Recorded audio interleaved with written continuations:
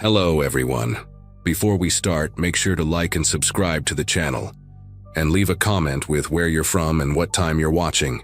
That way, YouTube will keep showing you stories just like this one. Now, let's begin. December had barely begun when my boss practically shoved me out the door, insisting I use the vacation days I had been hoarding since joining the accounting firm 5 years earlier.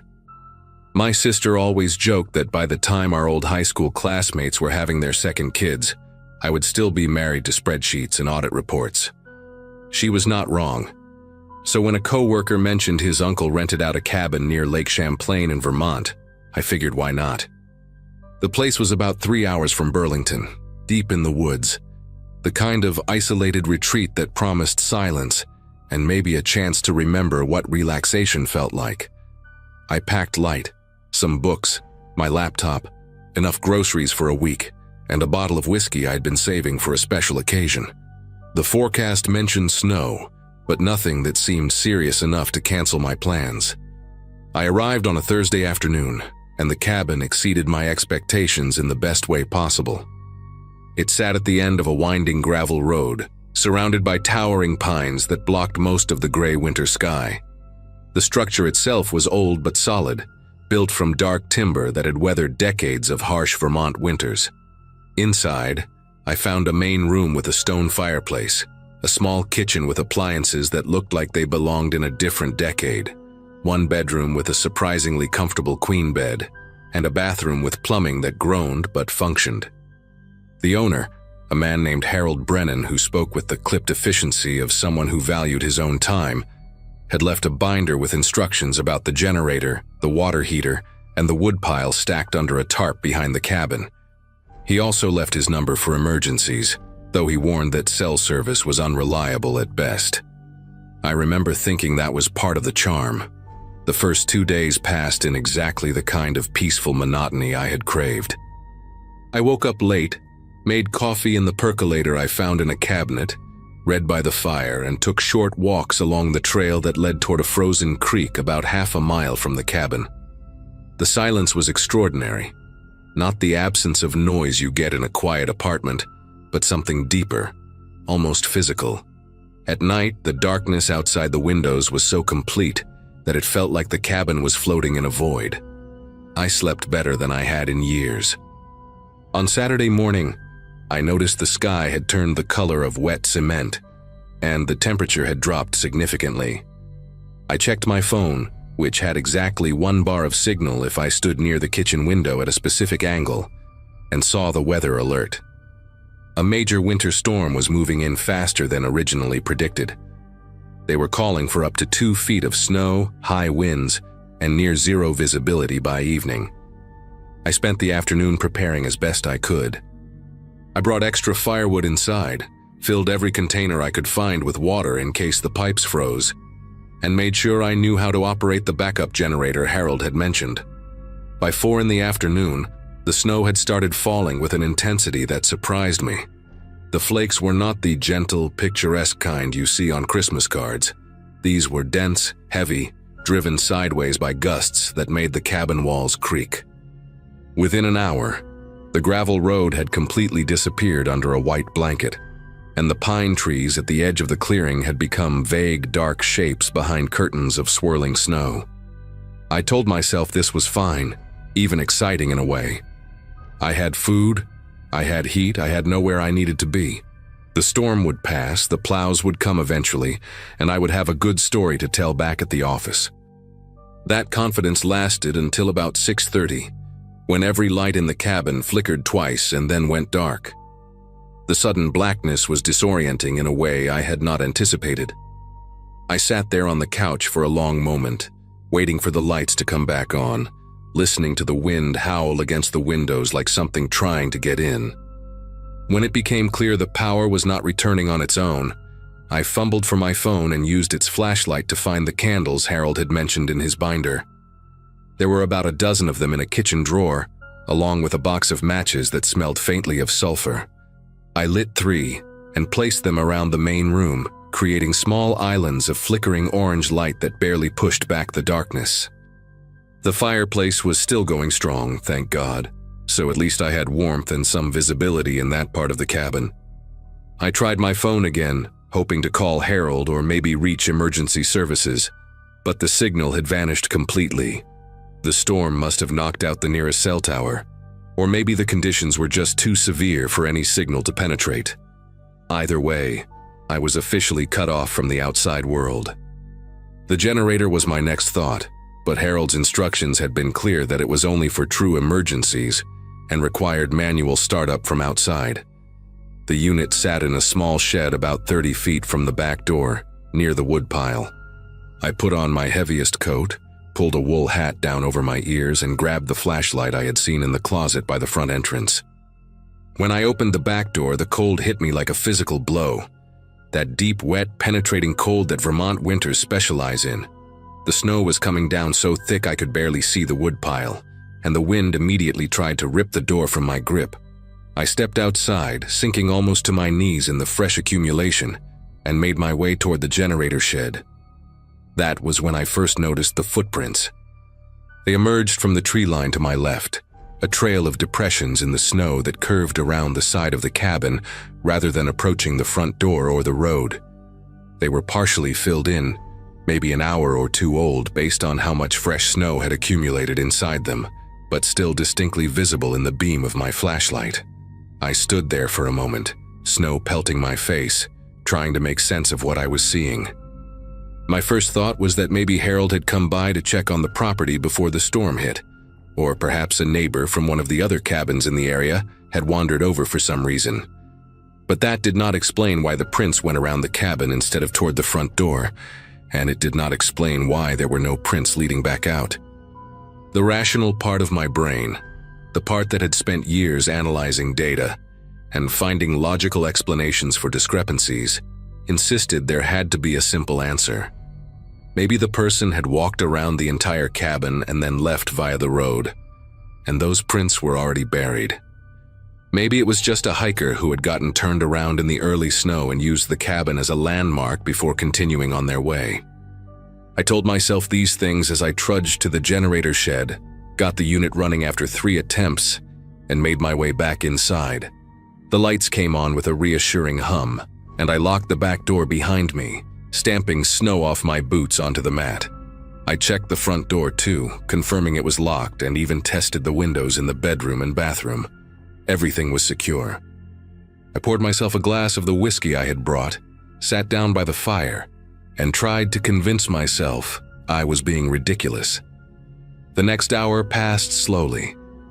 I attempted to read, but found myself rereading the same paragraph over and over, my attention constantly pulled toward the windows and the impenetrable white darkness beyond them. The wind had picked up even more, creating strange whistling sounds as it forced its way through gaps I had not noticed before. Every few minutes the cabin would groan or pop as the old timber adjusted to the temperature, and each time my heart would jump before I recognized the sound for what it was. I kept thinking about those footprints, playing the image over in my mind, trying to remember details I might have missed. Had there been just one set of prints, or could there have been 2? How large were they, average size or bigger? I had not thought to look closely, too focused on reaching the generator and getting back inside. Around 8 o'clock, I decided to make myself some dinner, more for the distraction than actual hunger. I was standing at the stove, heating up a can of soup when I heard it. A soft click, barely audible over the wind and the hiss of the gas burner. It came from somewhere behind me, toward the back of the cabin. The sound a door hinge makes when it moves just slightly, metal shifting against metal. I turned off the burner and stood completely still, holding my breath, straining to hear anything over the storm. For a long moment there was nothing but wind and the crackle of the fire in the other room. I started to exhale, started to tell myself it was just the cabin settling again, when I heard something else. A floorboard creaking, the particular groan of old wood taking weight. It came from the hallway that connected the bedroom and bathroom to the main living area. I had walked that hallway dozens of times over the past few days, and I knew exactly which boards made noise and which ones did not. This was the third board from the bathroom door, the one with the slight warp that always protested when you stepped on it. Someone was in my cabin. The realization hit me with a clarity that felt almost calm, the way your mind sometimes goes quiet when faced with something too immediate for panic. I looked around the kitchen for anything I could use as a weapon. The knife block on the counter held a few dull blades that Harold probably used for vegetables. I grabbed the largest one, a chef's knife with a wooden handle worn smooth from years of use, and positioned myself so I could see the hallway entrance while keeping my back against the refrigerator. The seconds stretched into something elastic and unbearable. I watched the dark mouth of that hallway, waiting for a shape to emerge, waiting for some confirmation that I was not losing my mind. The generator hummed steadily outside. The light stayed on and the fire continued its oblivious crackling in the living room. Then I heard another creak, this one from a different board, closer to the hallway entrance. Whoever was back there was moving slowly, carefully, like someone who knew exactly where they were going and was in no hurry to get there. I thought about calling out, demanding to know who was there, but something stopped me. If this person had snuck into the cabin during a blizzard, had waited silently while I checked the locks and poured my whiskey and tried to read, they were not here for a friendly introduction. They had been counting on the storm, on my isolation, on the fact that no one could reach me and I could not reach anyone else. My phone sat uselessly on the coffee table in the living room, no signal, no help. The nearest neighbor was probably 5 miles away, and the road was impassable. Even if I could get outside, I would freeze to death before I made it anywhere. I was trapped in this cabin with someone who had chosen this exact situation to make their move. I made a decision in that moment, the kind of decision you make when every option is terrible, and hesitation feels like the worst choice of all. Instead of waiting for whoever it was to come to me, I moved first. I crossed the kitchen in 3 quick steps, flattened myself against the wall beside the hallway entrance and listened. The breathing I heard was not my own. It was slower, more controlled, coming from just around the corner, maybe 6 feet away. I could smell something faint beneath the wood smoke and the cold air that had crept inside. Cigarettes, stale and ingrained in fabric, mixed with something earthier, like damp soil. I gripped the knife tighter and tried to think. The light switch for the hallway was on the other side of the entrance, impossible to reach without exposing myself. But I remembered the cabin's layout, remembered that the bathroom had a small window above the toilet, barely big enough for a person to squeeze through. If this person had come in through that window, they had left it open or unlocked. If I could get past them, get to the front door, maybe I could make it to my car. The keys were in my coat pocket, and my coat was hanging by the front entrance. It was insane. It was probably suicide in this weather, but staying here felt worse. I do not know where the courage came from, or maybe it was not courage at all, but something more like desperate animal instinct. I grabbed a ceramic mug from the counter and hurled it down the hallway as hard as I could. It shattered against the far wall with a sharp crack, and in that same instant I heard movement. Fast movement. Someone reacting to the sound. I did not wait to see what happened. I ran for the front door, my socks sliding on the wooden floor, and grabbed my coat from the hook without stopping to put it on. My fingers found the deadbolt, twisted it open, and I threw myself out into the screaming white void of the storm. The cold was immediate and brutal, cutting through my sweater like it was made of paper. I could not see more than 3 feet in front of me, but I knew roughly where I had parked, and I ran in that direction, high-stepping through snow that came up past my knees. Behind me, I heard the cabin door bang open against the wall. Someone was following. I found my car more by luck than memory, my outstretched hand colliding with the cold metal of the hood.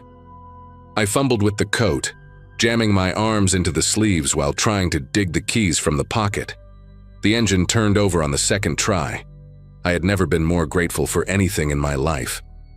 I threw the car into reverse, felt the tires spin uselessly for a horrifying moment, then catch on something solid beneath the snow. The headlights cut through the blizzard just enough to show me a figure standing about 20 feet away, motionless, watching. It was a man, tall and lean, wearing dark clothing that was already coated in white. I could not make out his face through the snow, but I could see he was holding something in his right hand, something that caught the headlight beam with a dull metallic glint. I did not wait to identify it. I swung the car around, felt it fishtail wildly, and aimed for where I remembered the road beginning. The next 3 hours were the longest of my life. I drove at maybe 10 miles per hour, unable to see the road, running off into ditches twice and somehow managing to rock the car free both times. My phone found a single bar of signal somewhere around midnight, and I called 911 with fingers so numb I could barely press the buttons. The police found the cabin the next morning after the storm had passed. The bathroom window was open, the latch forced from outside. Inside, they discovered muddy boot prints throughout the hallway and bedroom, along with a backpack hidden under the bed containing duct tape, zip ties, a hunting knife, and a prepaid phone with no contact saved. They never caught the man. The detective who interviewed me, a tired-looking woman named Audrey Sims, told me they suspected it was connected to 2 other break-ins at remote properties in the region over the past year, though those victims had not been as lucky as me. She did not elaborate on what that meant, and I did not ask. Harold Brennan refunded my rental payment and apologized profusely, though I could tell he was more worried about liability than my well-being. I drove back to my apartment in Burlington that same day, checked into a hotel instead, and did not sleep without the lights on for the next 3 months. Even now, 2 years later, I cannot hear the creak of a floorboard or the click of a door hinge without my whole body going rigid. I still do not know who that man was or why he chose that cabin, that night, that storm, but I know he was patient, I know he was prepared, and I know that if I had waited another 30 seconds in that kitchen, I would not be here to write this.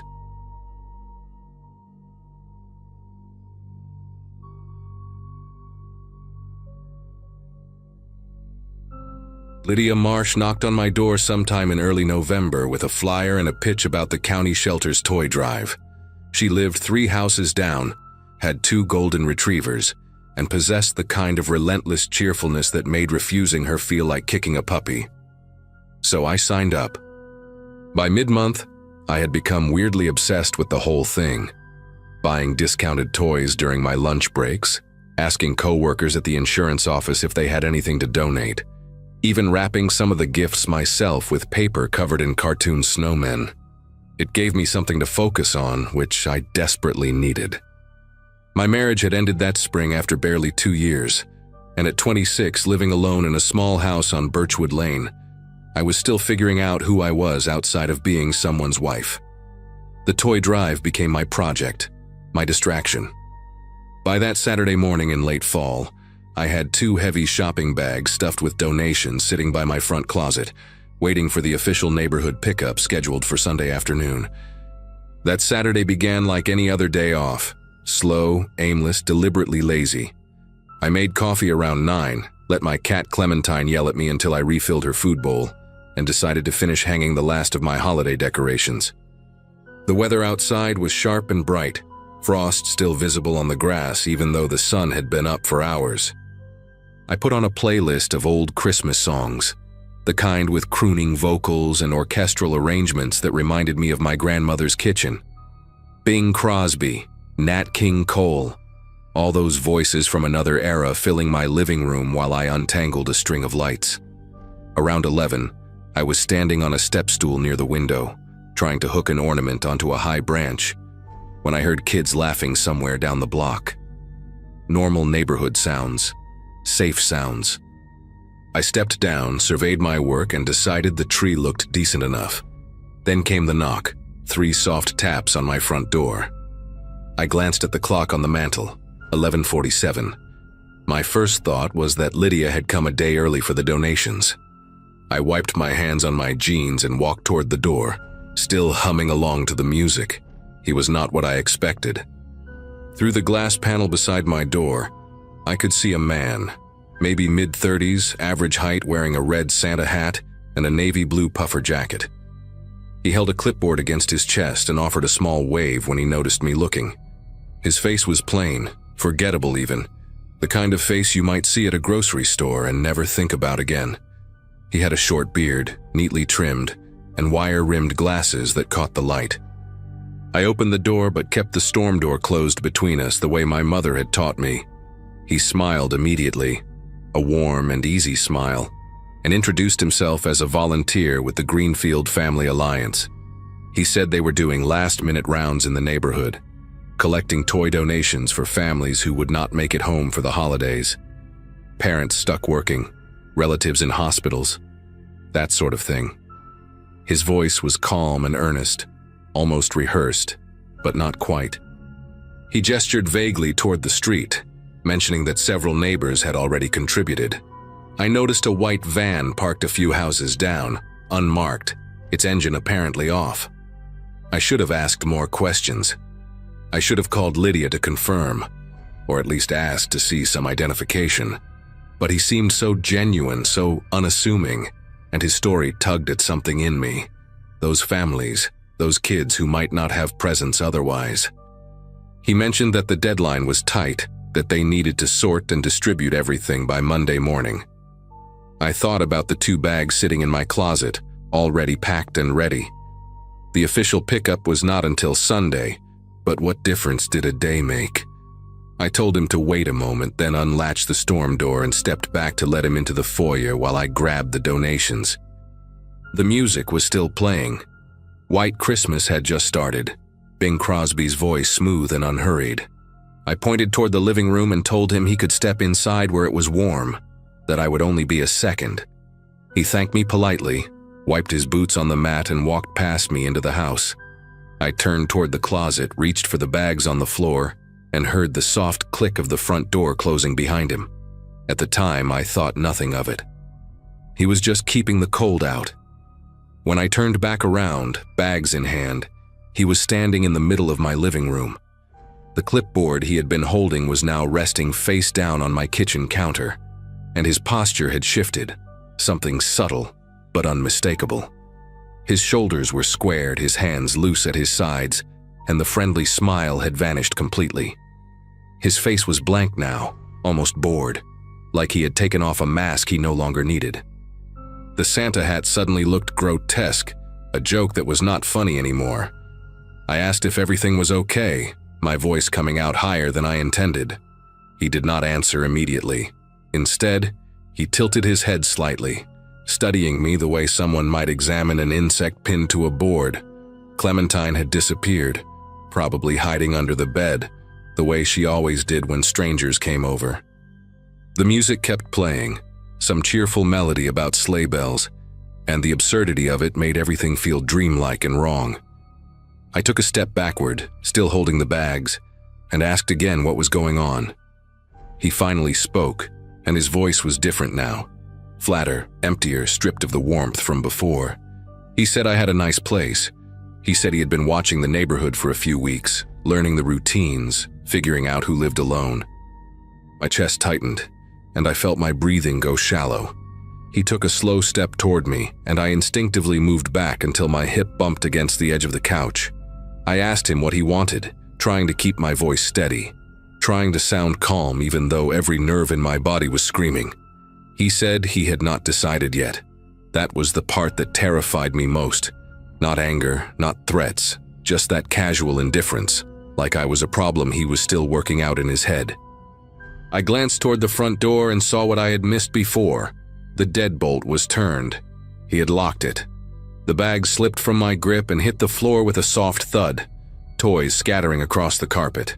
Outside, I could still hear those kids laughing somewhere down the block, completely unaware of what was happening inside my house.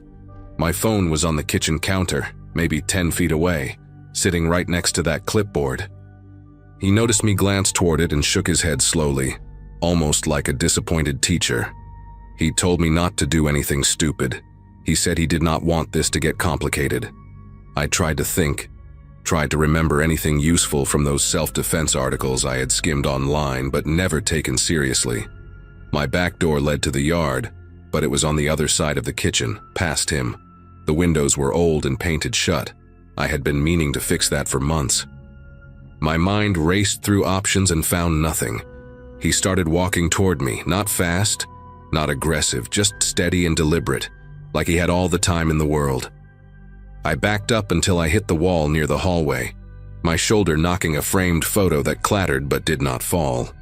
He stopped about 3 feet away and just stood there, looking at me with those flat, empty eyes behind his wire-rimmed glasses. Up close, I noticed a small scar near his left eyebrow, a thin white line cutting through the skin. He smelled like cigarettes and something else, something chemical, like industrial cleaner.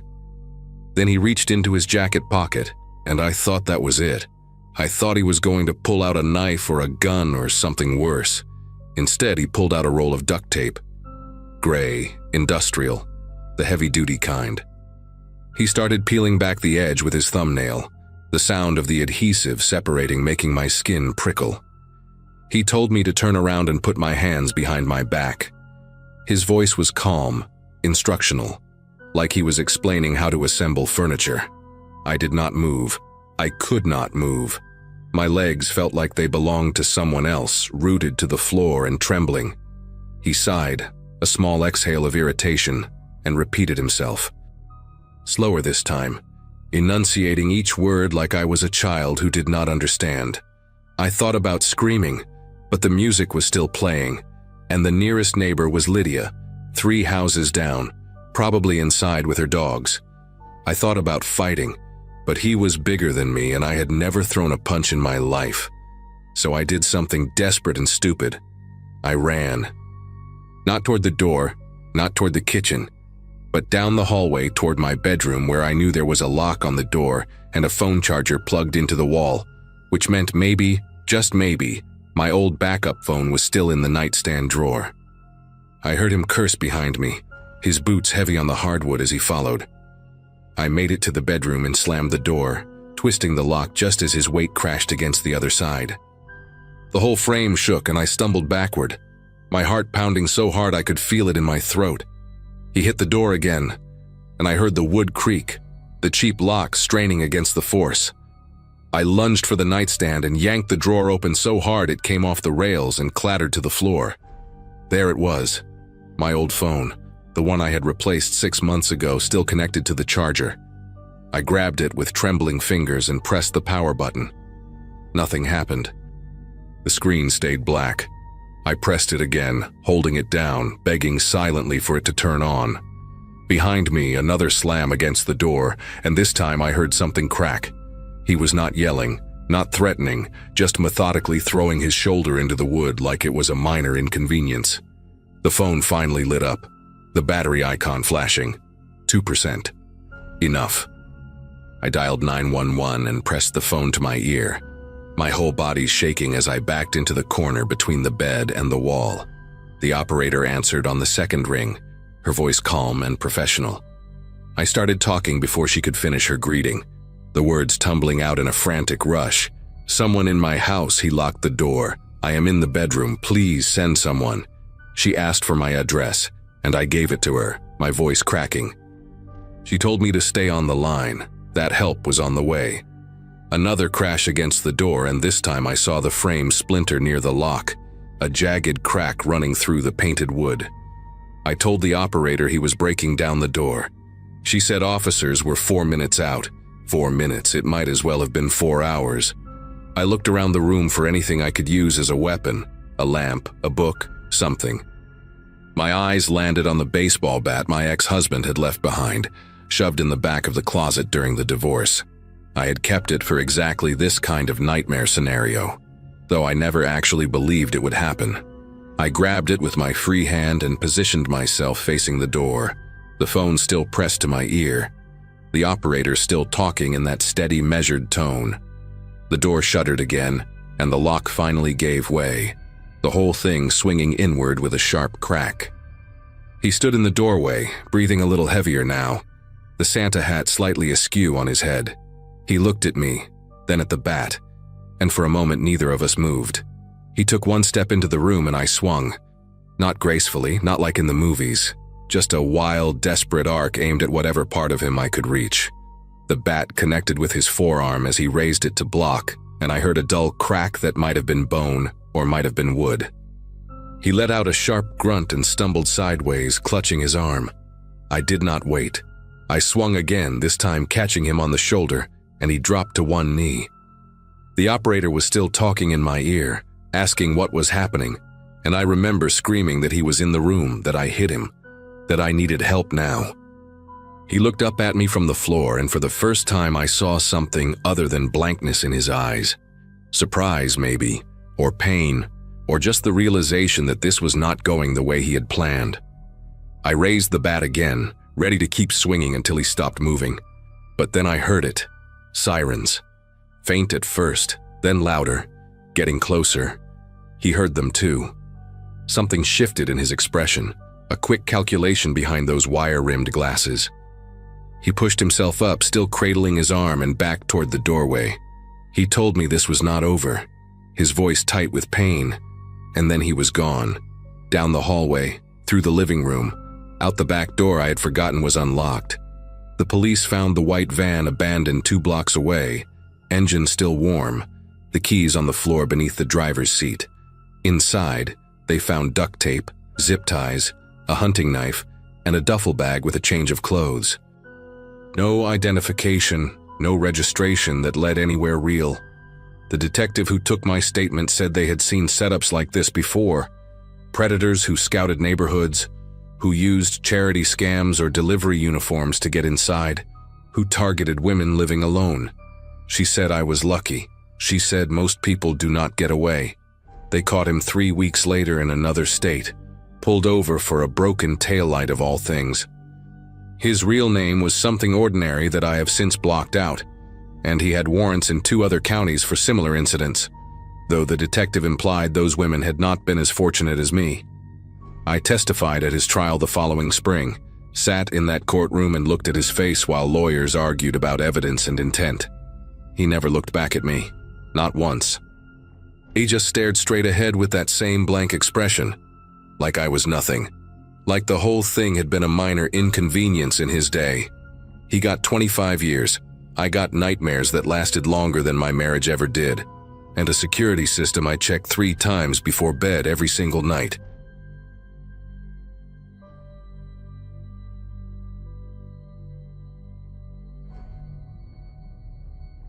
"9 years doing this job, and I thought I had seen every kind of call there is.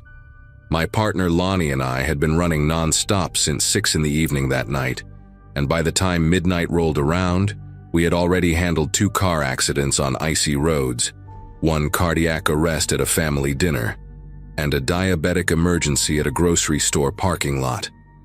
I started in EMS right after getting my certification, back when most of my high school friends were still figuring out college. That particular shift fell on one of the coldest nights we had all winter, the kind of cold that bites through your uniform no matter how many layers you wear underneath. We had just finished restocking the rig at the hospital when dispatch crackled through with another call. Unconscious male, found in a snowbank behind the Riverside Plaza shopping center. Caller reported seeing him collapse after what looked like a holiday party. Said the guy had been stumbling around before going down. Lonnie groaned and pulled back onto the road while I logged the call details. Neither of us thought twice about it. Calls like that are common during the holidays. People drink too much at office parties and end up hypothermic in a ditch somewhere. We pulled into the back lot of Riverside Plaza around 12:20 in the morning. The shopping center had closed hours ago, and the only lights came from a few security lamps scattered across the massive parking area. The snow had been falling steady all night, maybe 3 or 4 inches accumulated since our shift started. Lonnie parked near the dumpsters where dispatch said the caller had spotted the man, and we grabbed our gear. I remember the silence when I stepped out of the ambulance, that heavy kind of quiet you only get during a snowstorm, when everything feels muffled and distant. We walked toward the snowbank with our flashlights cutting through the dark, but there was nobody there. No unconscious man, no party-goer sleeping off too many drinks. What we did find made me stop walking. There were drag marks in the snow, 2 long parallel lines with footprints on either side, like someone had been pulled. The tracks led away from the parking lot and disappeared into a tree line about 40 yards out. Lonnie looked at me, and I looked at him. And without saying anything, we both understood that something was wrong with this whole situation. I radioed dispatch to confirm the call details. The operator repeated everything back. Unconscious male behind Riverside Plaza. Caller used a prepaid cell phone. No registered owner on file. When I asked if the caller had left a callback number, she told me the line went dead right after giving the location. Lonnie suggested maybe someone found the guy and took him inside to warm up, which made sense for about 3 seconds until I pointed my flashlight at those drag marks again. They went in the wrong direction, away from any buildings, straight toward the woods. Nobody drags an unconscious person into a frozen tree line in the middle of the night. We stood there trying to figure out what to do when dispatch came through again. Another call, same situation. Unconscious person reported at a maintenance building about 200 yards north of our location. The caller specifically mentioned seeing our ambulance lights and said the person was inside the building. Lonnie wanted to call for police backup, but dispatch said all units were tied up, handling a pileup on the interstate. We were on our own, at least for the next 20 minutes. The maintenance building sat at the edge of the shopping center property, a squat concrete structure that probably housed electrical equipment or storage for the plaza. It had been abandoned for a while based on the look of it, windows boarded up, a heavy metal door hanging slightly open. Fresh footprints led up to the entrance, and I mean fresh, like someone had walked in there within the last few minutes. Lonnie stayed by the rig to grab the radio and keep eyes on our surroundings while I approached the door. My flashlight beam cut through the gap and showed nothing but darkness and what looked like old shelving units covered in dust. I called out, identifying myself as a paramedic, asking if anyone needed help. No response. I pushed the door open wider and stepped inside, scanning left and right. The air was freezing, colder than outside somehow, and it smelled like rust and stagnant water. I moved deeper into the building, checking behind shelves and around corners when I heard it. The distinct crunch of footsteps in snow, not inside with me, but outside. And then the heavy groan of that metal door swinging shut behind me. I spun around and rushed back toward the entrance, nearly tripping over a pile of old pipes on the floor. When I reached the door, it was closed but not locked. I pushed it open and stumbled back outside into the snow, my heart pounding so hard I could feel it in my throat.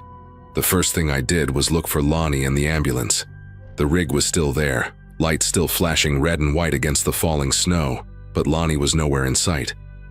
I called his name, loud, and got nothing back but the muffled silence of the storm. That was when I noticed the footprints around our ambulance. Not one set, not two, but what looked like at least 3 or 4 different people had walked circles around our vehicle while I was inside that building. The prints came from the tree line, looped around the rig multiple times, and then disappeared back toward the woods. Some of them stopped right at the driver's side door. I ran toward the ambulance, slipping twice on the ice beneath the fresh powder, screaming for Lonnie the whole way. He was inside the rig, crouched down between the stretcher and the supply cabinets, holding his radio in one hand and a pair of trauma shears in the other. When I yanked open the back doors, he nearly stabbed me with them before realizing it was me. His face was pale, not from the cold, but from fear, a look I had never seen on him in all the years we worked together. He told me what happened in short, panicked bursts. Right after I went into that building, he saw figures emerge from the tree line. 3 of them, maybe 4. He could not tell for sure because they stayed just outside the reach of our emergency lights. They walked toward the ambulance slowly, not rushing, not speaking, just approaching in total silence. Lonnie locked himself inside and tried to radio for help, but all he got was static. The figures circled the rig for what felt like forever, occasionally stopping to look through the windows. One of them tried the door handle on the driver's side. Then, just as suddenly as they appeared, they turned and walked back into the woods. By the time I came out of that building, they were gone. We did not waste another second at that location. I jumped into the driver's seat while Lonnie stayed in the back, still gripping those trauma shears like his life depended on it. My fingers were numb and clumsy as I threw the rig into drive and pulled out of that parking lot faster than I should have on icy roads. Neither of us spoke for the first few minutes. I kept checking the mirrors, expecting to see headlights following us, or figures running behind the ambulance, but there was nothing except darkness and snow. When we finally got back onto the main road, I radioed dispatch and told them we were returning to base, that the calls were false, and we needed to speak with a supervisor immediately. The operator sounded confused, asked me to repeat myself, and then put me on hold. Lonnie climbed into the front passenger seat and just sat there staring straight ahead, his breath visible in quick little clouds. He asked me if I thought they were going to kill us. I told him I did not know, but the way they had set everything up, the fake calls, the separation, the circling, it felt like a hunt, like we were being tested or sized up for something worse. Back at the station, we filed an incident report and waited for the police to send someone over to take our statements. It took almost 2 hours before a detective showed up, a tired-looking woman who introduced herself as Ramsey from the County Criminal Investigations Unit. She did not seem surprised by anything we told her, which bothered me more than the whole experience at Riverside Plaza.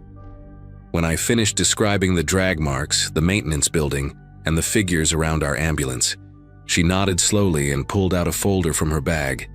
Inside were printed reports, at least a dozen of them, all from the past 3 weeks. She spread them across the table and told us what we had walked into. There had been multiple ambush attempts on first responders across the region that month, all following the same pattern. Fake emergency calls placed from untraceable prepaid phones, remote locations, attempts to separate partners or lure individuals away from their vehicles. 2 EMTs in a neighboring county had been assaulted and robbed of their medical supplies and equipment. A firefighter responding to a false structure fire had his truck stolen while he searched an empty building. Ramsey told us we were lucky. The group, or groups because they were not sure if it was one organized crew or copycats, had been escalating. The earliest incidents were just thefts, grab what you can and run. But the more recent ones involved physical confrontations, zip ties found at one scene, a roll of duct tape at another. She asked us to describe the figures Lonnie saw in as much detail as possible, but there was not much to tell.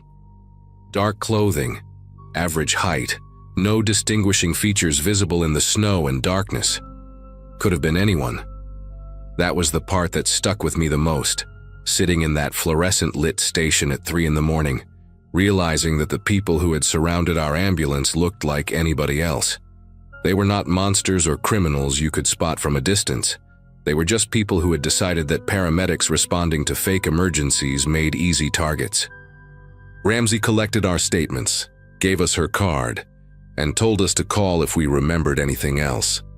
Before she left, she mentioned that they had recovered one of the prepaid phones used to make a false call the week before.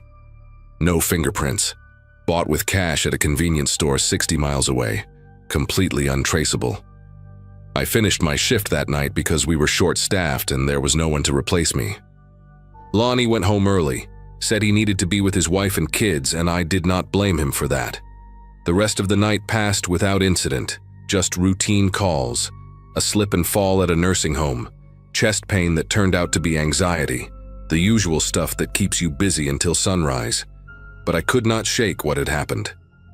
Every time we pulled up to a scene, I found myself scanning the tree lines, checking for footprints that should not be there, looking for figures standing just outside the light. When my relief finally arrived at 7 in the morning, I sat in my car in the parking lot for almost 20 minutes before I felt calm enough to drive home.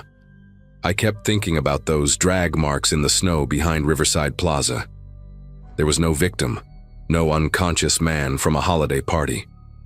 The drag marks were bait, staged to make us curious, to draw us toward the woods or keep us distracted while they moved into position. Someone had planned that, had thought it through, had known exactly how paramedics would react to what they found. The police never made any arrests connected to what happened to us that night. Ramsey called me once, about 3 weeks later, to tell me that the incidents had suddenly stopped. No more fake calls, no more ambush attempts, nothing. The group or whoever they were just vanished like they had never existed. She said sometimes these things happen. Criminals move to a different area or get spooked by increased police presence, and decide to lay low. But she did not sound convinced, and neither was I. I still work EMS, still run calls in the same areas we covered that night. And every time I drive past Riverside Plaza, I feel my chest tighten. They never boarded up that maintenance building. I checked a few months ago, drove by on my way home after a shift just to see. The door was still hanging open, same as it was that night, and I swear I saw fresh footprints in the mud leading up to the entrance. I did not stop to investigate. I just kept driving and told myself it was probably nothing. Probably just kids or homeless people looking for shelter. But part of me knows that is not true. Part of me knows that whoever was out there that night is still out there, waiting for the right moment, the right call, the right paramedic stupid enough to walk into a dark building alone. Lonnie transferred to a different station about 2 months after the incident. We still talk sometimes, grab a beer when our schedules line up, but we never discuss what happened at Riverside Plaza. It is like an unspoken agreement between us, a door we both decided to keep closed. I think about it though, more often than I would like to admit. I think about how close we came to being another report in Ramsey's folder, another pair of first responders who walked into a trap and did not walk out. The thing that haunts me most is not the figures in the dark or the sound of that metal door closing behind me. It is the fact that I still do not know what they wanted. Were they after drugs from our medical supplies, the ambulance itself? Or was it something worse, something the zip ties and duct tape suggested? I will never have an answer to that question. All I know is that every time my radio crackles with a call to a remote location, every time dispatch sends me somewhere isolated in the middle of the night, I hesitate for just a second before responding. And in that second, I see those drag marks in the snow leading nowhere, put there by someone who knew exactly what they were doing.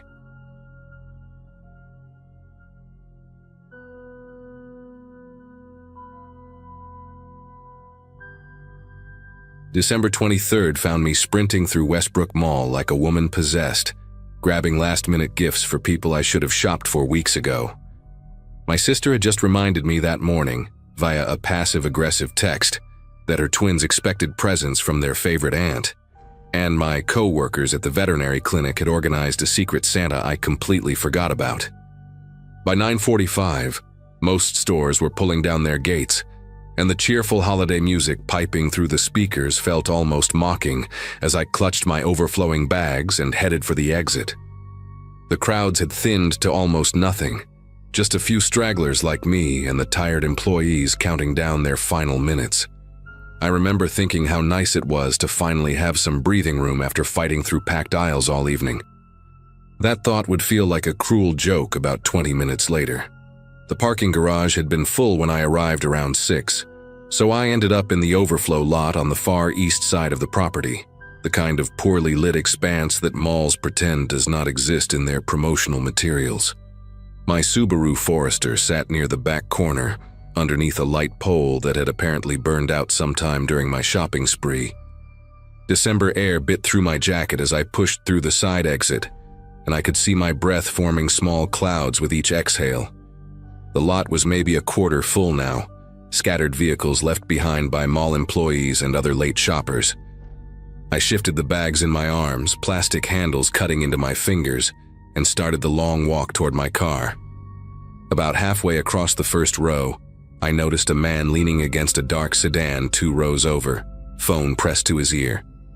He seemed absorbed in conversation, but something about the angle of his head caught my attention. His face was tilted toward the phone, but his eyes were following me. I told myself I was being paranoid.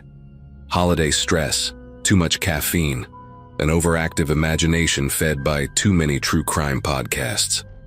I kept walking. The man was white, maybe mid-40s, wearing a dark puffy jacket and jeans. Average build.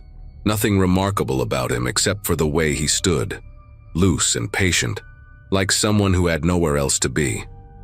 I glanced back once, casually, pretending to check something on my phone. He was still there, still holding his phone to his ear, but now his body had shifted to face my direction entirely. No one talks on the phone standing like that, squared up toward a stranger in a parking lot. My pace quickened without me consciously deciding to speed up. The bags bounced against my legs with each step, and I cursed myself for buying so much stuff I did not even need. A ceramic diffuser for my mother, a weighted blanket for my brother-in-law, scented candles, chocolate boxes, a stuffed elephant for the twins. All of it suddenly felt unbearably heavy. I angled slightly to the left, toward a row of cars closer to the mall building, telling myself I just wanted to take a different route. A longer route, sure, but one that kept me nearer to the building's lights. He moved too, not immediately.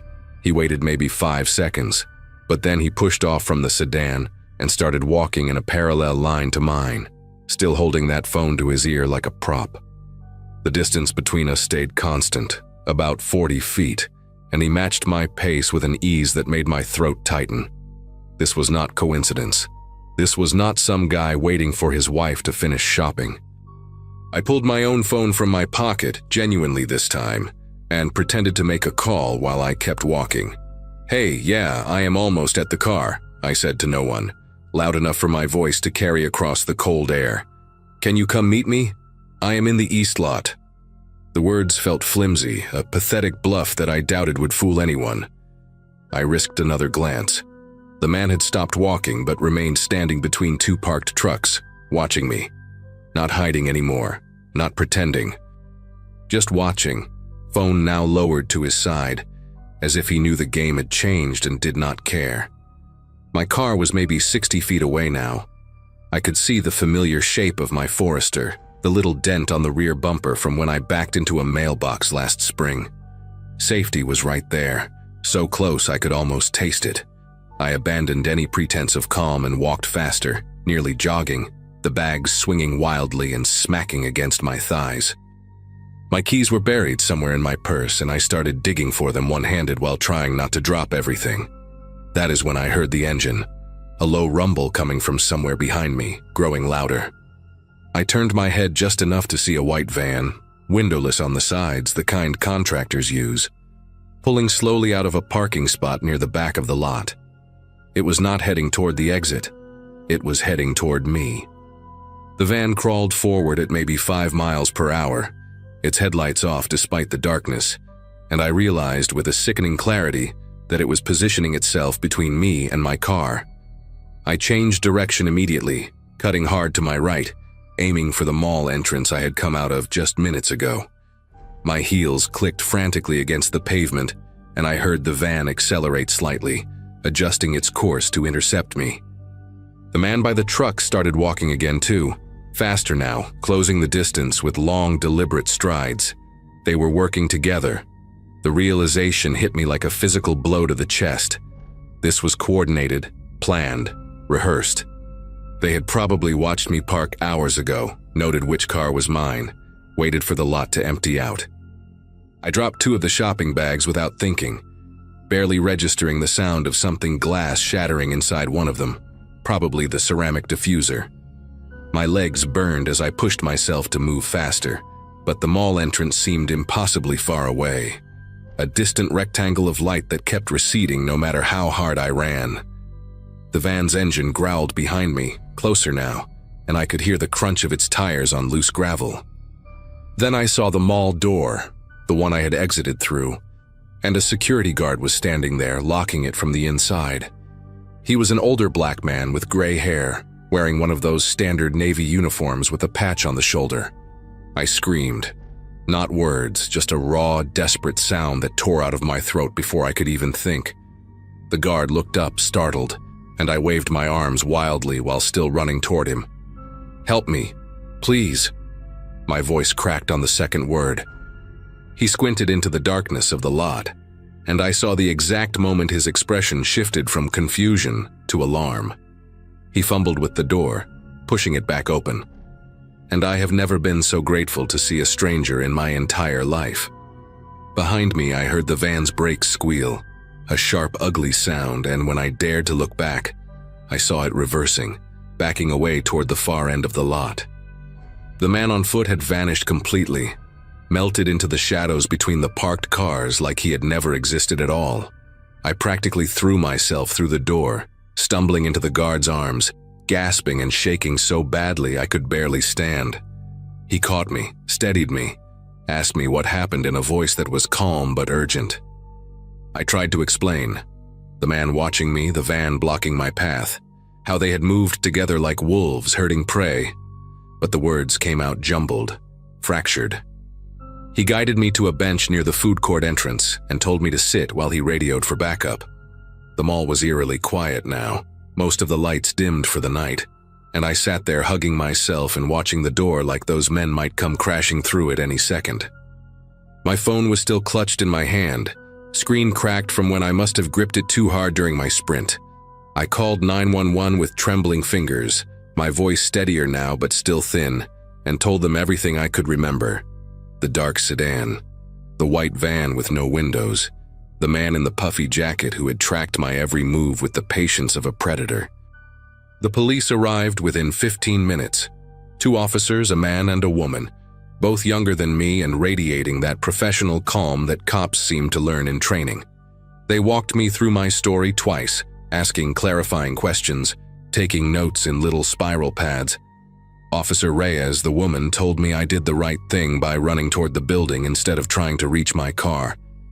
"They count on you panicking," she said, her voice matter of fact but not unkind. "They expect you to keep heading for your vehicle because that is where you feel safe. But once you are at your car, you are trapped, keys out, distracted, vulnerable."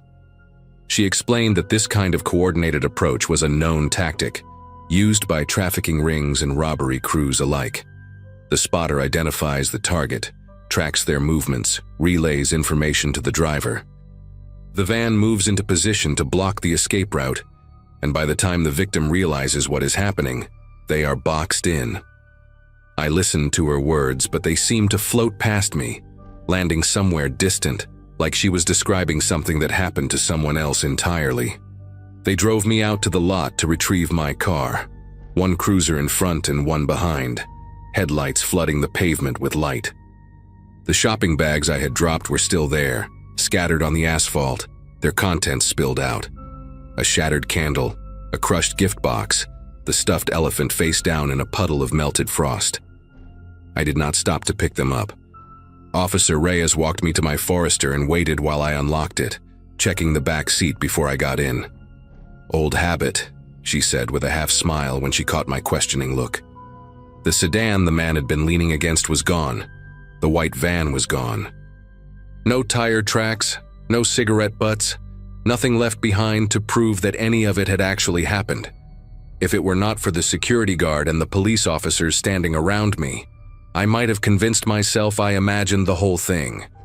Part of me wanted to believe that. Part of me still does. I drove home that night with every light in my rearview mirror looking like a threat, checking my mirrors obsessively, taking random turns to make sure no one was following me. When I finally pulled into my apartment complex, I sat in my car for 10 minutes just watching the lot, scanning for white vans or dark sedans or men standing too still. My sister called while I was sitting there. She wanted to know if I had bought the gifts for the twins, and I burst into tears before I could even say hello. I told her everything, words tumbling out between sobs, and she drove over that same night with her husband and stayed until morning. The police never caught them. They reviewed the mall security footage, but the cameras in that section of the lot had been broken for months. Budget cuts, deferred maintenance, the usual excuses. The footage from other angles showed the van entering and leaving, but the plates were obscured with mud, probably intentionally. A detective called me a week later to say the case was still open, but there were no leads. Open, but cold. Open, but forgotten. It has been almost 2 years now, and I still cannot shop alone after dark. I order everything online, even groceries, and if I absolutely have to go somewhere at night, I make my husband come with me, or I do not go at all. We got married last October. Ben proposed in July, on a hiking trail in broad daylight surrounded by other people, which is the only way I can be in public spaces anymore without my heart racing. I took a self-defense class. I bought pepper spray and one of those personal alarms that shrieks when you pull the pin. I park under lights now, always, even if it means walking farther in the daytime. I know people think I am being dramatic, that I got lucky and should just move on, but they do not understand what it feels like to be hunted.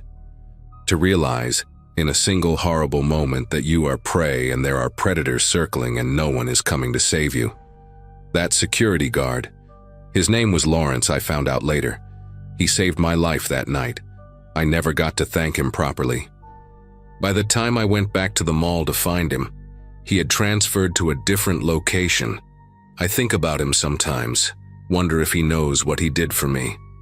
I think about those men too. I wonder if they found someone else that night after I got away. I wonder if she was as lucky as I was. I wonder if they are still out there, waiting in some other parking lot, watching some other woman walk alone toward her car.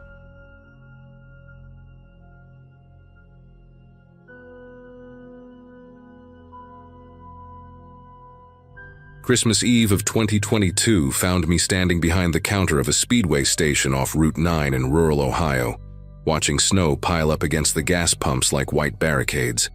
My graduating class from high school back in 2012 was probably gathered around fireplaces and dinner tables by now, 10 years into careers and marriages and kids, while I counted cigarette packs and restocked energy drinks for minimum wage, plus $1 for the holiday shift. Nobody wanted to work Christmas Eve, especially not the graveyard hours. But I needed the money. Rent was due on the 1st, my car needed a new alternator, and my landlord had made it clear that late payments meant eviction. So there I was, alone in that fluorescent box of a building, surrounded by beef jerky displays and lottery ticket machines, listening to a staticky radio play holiday songs that sounded more like funeral dirges through the cheap speakers. The store sat about 2 miles from the nearest town, a lonely outpost for truckers and travelers.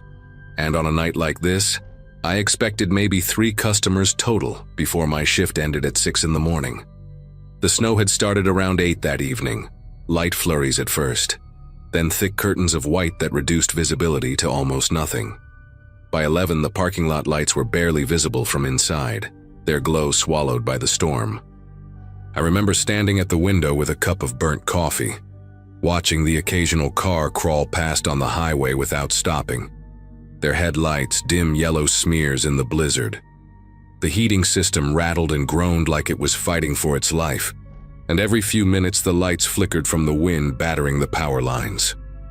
I had my phone propped up on the counter, scrolling through Instagram posts of people celebrating with their families, feeling that particular kind of loneliness that only hits when you realize everyone else is somewhere warm and wanted. The station felt smaller somehow, the aisles tighter, the ceiling lower, like the storm outside was pressing down on the building itself. I checked the clock above the door for probably the 100th time that night. It read 11:47. That was when the headlights cut through the snow. A dark SUV, something big like a Suburban or an Expedition, pulled into the lot and parked near the air pump station, away from the cameras mounted above the entrance. I straightened up behind the counter, grateful for something to break the monotony, and watched 2 figures climb out of the vehicle. They walked slowly toward the door, hunched against the wind, both wearing heavy winter coats with the hoods pulled up. Nothing unusual about that given the weather. The door chimed when they pushed through, bringing a gust of frozen air and snowflakes that melted instantly on the tile floor. I gave them the standard greeting, the automatic "welcome in" that came out of my mouth 100 times a shift. But neither of them responded. They just stood there for a moment, stomping snow off their boots, their faces hidden in the shadows of their hoods. Then they split up, one heading toward the refrigerated drinks at the back, the other wandering down the snack aisle. I watched them on the small security monitor behind the counter, more out of boredom than suspicion. The guy in the snack aisle picked up a bag of chips, examined it, put it back, grabbed a candy bar, turned it over in his hands, returned it to the shelf. He did this 3 or 4 times, never actually selecting anything, just touching products and moving on. The other one opened a refrigerator door, stood there letting the cold air spill out, then closed it without taking a drink. They moved through the store like they were killing time, like they were waiting for something. I glanced at the clock again. 11:52. The first guy, the one in the snack aisle, made his way toward the counter with a single pack of gum. He placed it down without looking at me, and I noticed his hands. They were covered in latex gloves, the kind you see at hospitals or crime scenes on television. My throat tightened. I looked toward the other guy by the fridges and saw the same thing. Pale latex stretched over his fingers as he pretended to read the label on a bottle of orange juice. That was the moment I understood that this night was about to become something very different from the quiet shift I had expected. The one with the gum looked up at me, and I saw his face clearly for the first time. He was wearing a ski mask underneath his hood, black fabric with holes cut for his eyes and mouth. His eyes were pale, almost gray, and they held mine with a stillness that made my legs feel weak.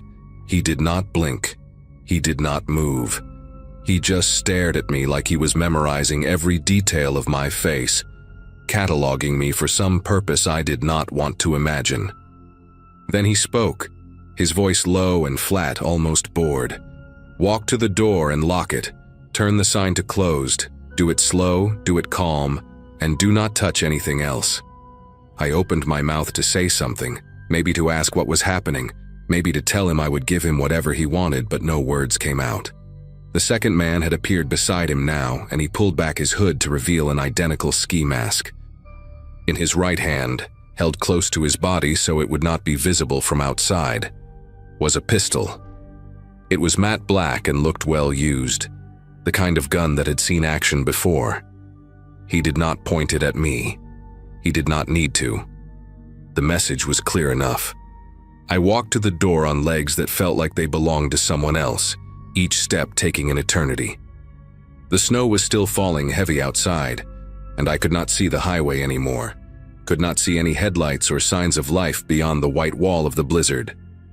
I turned the deadbolt, the click echoing loud in the silence, and flipped the plastic sign from open 24 hours to closed. When I turned back around, both of them had moved behind the counter, positioning themselves where the security cameras could not capture their faces. The one with the gun gestured toward the register with his chin. "Open it," he said. I punched in my code and the drawer slid open with a mechanical chime, revealing maybe $200 in small bills. Neither of them even glanced at it. The unarmed one, the one with the gray eyes, leaned close to me. I could smell cigarette smoke on his breath, stale and sharp. "We are not here for that," he said. "We are here for the safe. And you are going to sit down, stay quiet, and wait with us until it opens." He checked his watch, a cheap digital thing with a cracked screen. 34 minutes. They made me sit on the floor behind the counter, my back against the cigarette display case, my knees pulled up to my chest. The one with the gun, the shorter of the two, positioned himself by the window where he could watch the parking lot without being seen from outside. The other one, gray eyes, sat on the small stool I usually use during slow nights, spinning slowly back and forth like a bored child waiting for a dentist appointment. Nobody spoke. The radio kept playing Christmas songs. Silent Night segueing into Jingle Bells with cruel irony, and I wanted to scream at it to shut up. Minutes crawled by like hours. I counted the tiles on the ceiling, counted my own heartbeats, counted anything to keep my mind from spiraling into panic. At some point I realized I was shivering, though the heating system was still pumping warm air into the store. It was the kind of cold that comes from inside, from fear that has settled into your bones and refuses to leave. I thought about my mom, probably asleep by now in her apartment across town, expecting me to call her in the morning like I did every Christmas. I thought about whether I would get to make that call. Around 12:15, Gray Eyes started talking. Not to me exactly, but in my direction, like he was thinking out loud and I just happened to be there. "You work every Friday night," he said, his voice casual, almost friendly. "And every other Wednesday. You close alone on those shifts. The other guy, the older one with the beard, he leaves at 10 and you take over until morning." My stomach turned to ice. He continued, ticking off details like he was reading from a list. "Police patrol comes by around 2 in the morning, sometimes 2:30. They slow down, check the lot, but they never come inside unless there is a car parked out front. No car, no check. That is why we parked around back, behind the dumpsters." He smiled beneath his mask. I could see the fabric stretch around his mouth. "We have been watching this place for 9 days. We know when the cash pickups happen. We know the safe has a 30-minute time lock after midnight. We know you are the only one here, and we know nobody is coming to save you." He leaned forward, his gray eyes fixed on mine. "So relax. Do what we say, and you will be home by sunrise. Make trouble, and you will not be going home at all." The safe beeped at exactly 12:30, a small electronic chirp that cut through the silence like a gunshot. Both of them straightened up, suddenly alert, the casual patience of the past half hour evaporating in an instant. Gray Eyes pulled me to my feet by my arm, his grip strong enough to leave bruises I would find the next day. "Open it," he said. "Now." I walked to the back office on unsteady legs, the two of them flanking me like prison guards escorting an inmate to his cell. The safe was a squat gray box bolted to the floor beneath the manager's desk, and my fingers fumbled with the combination, slipping on the dial, getting it wrong the first time. The one with the gun pressed the barrel against the back of my skull, cold metal kissing my skin, and suddenly my hands steadied. Fear has a way of sharpening your focus when death is whispering in your ear. The lock clicked open on the second try. Inside were stacks of bills, mostly 20s and 10s, bundled with rubber bands. Maybe $4,000, $5 at most. Gray Eyes shoved me aside and started stuffing the money into a black duffel bag he had produced from somewhere under his coat. The whole process took less than 2 minutes. I stood there watching, waiting for them to leave, waiting for this nightmare to end so I could collapse and cry and call the police. But they did not leave. Gray Eyes zipped the duffel closed and slung it over his shoulder, then turned to look at me with those pale, empty eyes. "Here is the problem," he said, his voice still calm, still conversational, like we were discussing the weather. "You have seen us. Not our faces, but our builds, our heights, the way we move. You heard our voices. You could describe us to a sketch artist, give them enough to work with." He exchanged a glance with his partner, some silent communication passing between them. "We cannot have that." The one with the gun grabbed my wrist and yanked me toward the back door, the one that led to the storage area and the dumpsters behind the building. I started to resist, digging my heels into the floor, but he was stronger than me and my shoes just slid on the linoleum. "Please," I heard myself say, my voice cracking like a teenager's. "I will not say anything. I did not see anything. Just take the money and go. Please. I have a family. I have a mother who is waiting for me." Gray Eyes opened the back door, letting in a blast of frozen air and swirling snow. "Everyone has a mother," he said. "Walk."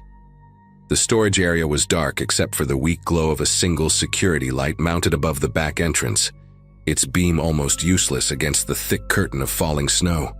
They pushed me forward into the cold, my sneakers sinking into 6 inches of fresh powder, the wind cutting through my thin work shirt like 1,000 tiny knives.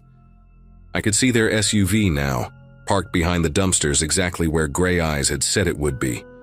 Its engine still running, exhaust fumes rising and disappearing into the storm. This was it.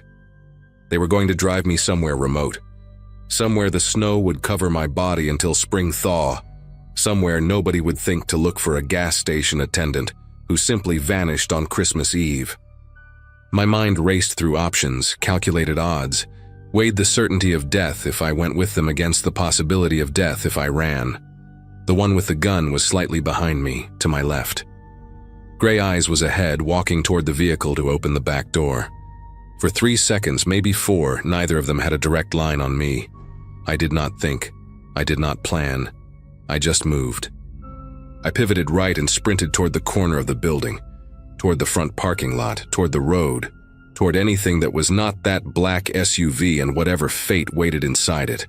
I heard shouting behind me, muffled by the wind and the snow, and then a sound I will never forget as long as I live. A sharp crack followed by an explosion of brick dust from the wall inches from my head. He had fired at me. He had actually fired at me. I kept running, slipping on ice, catching myself with one hand in the snow, pushing back up without stopping. I rounded the corner of the building and saw headlights on the highway. 2 yellow eyes cutting through the blizzard, getting closer. I ran toward them, waving my arms, screaming words that the wind stole from my mouth before they could form. The vehicle, a pickup truck with a plow attachment on the front, slowed as it approached. I threw myself into the road, directly into its path, forcing it to stop. The driver, a heavy man in a flannel jacket with a gray beard and confused eyes, rolled down his window and asked what the hell was going on. I could not answer. I just climbed into his passenger seat, locked the door, and told him to drive. He must have seen something in my face, some animal terror that convinced him not to argue, because he put the truck in gear and pulled away.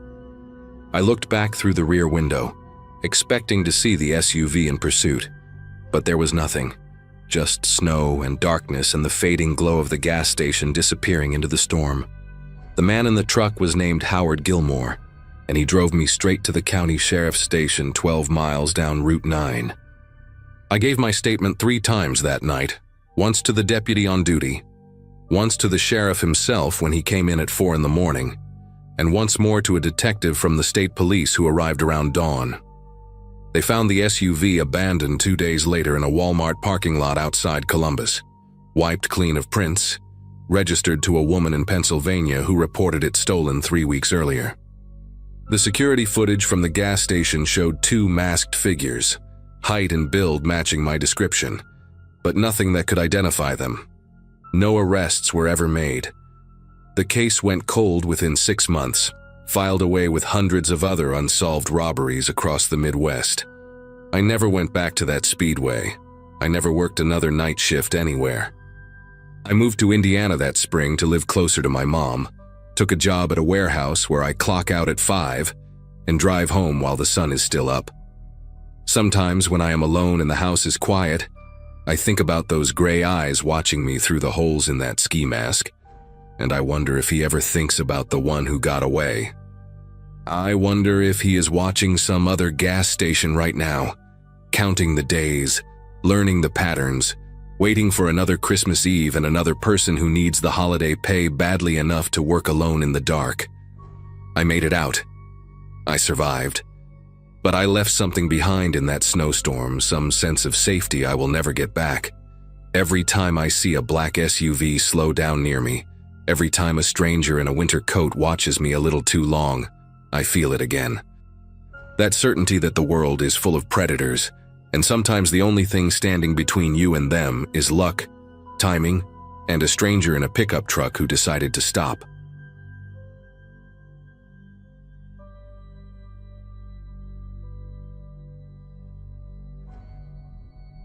Night shifts in the emergency room have a way of blending together, especially during the holidays.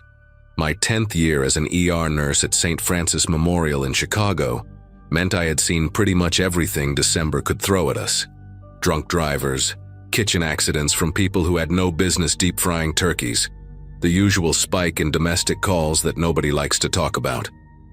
That week before Christmas in 2017 started out feeling like any other holiday rush.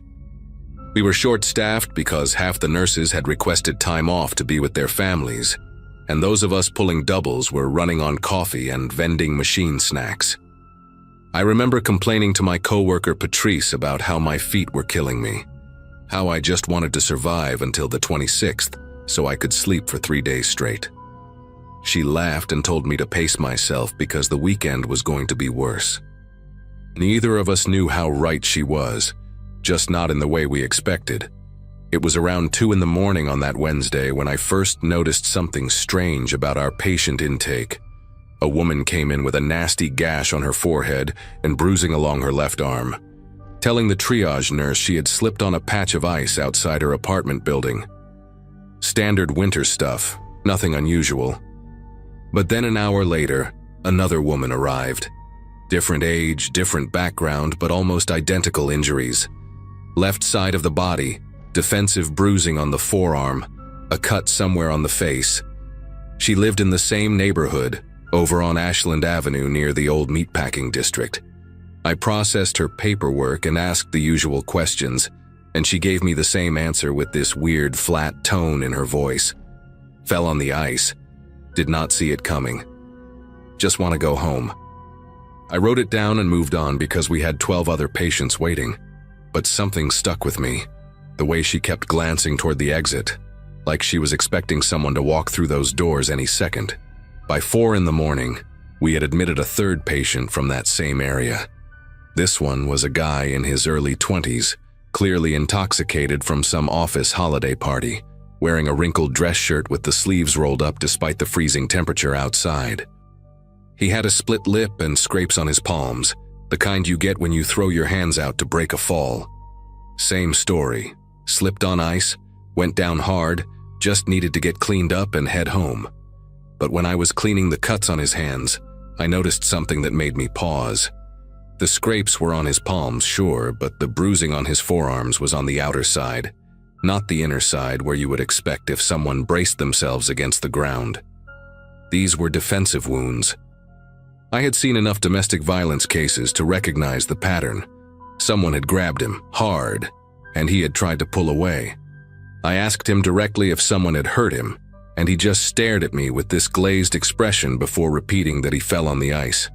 His voice cracked when he said it. Around 5:30, I finally got my first real break of the night. The waiting room had cleared out a bit, and Patrice told me to go grab some air before the morning rush started. I pushed through the side door near the ambulance bay, the one the staff uses when we need a few minutes away from the fluorescent lights and the constant beeping of monitors. The cold hit me immediately.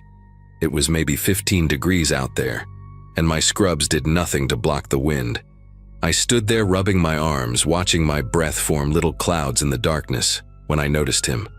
A man standing near the edge of the parking lot, maybe 30 feet from the ambulance entrance. He was just standing there in a dark coat, hands in his pockets facing the sliding doors.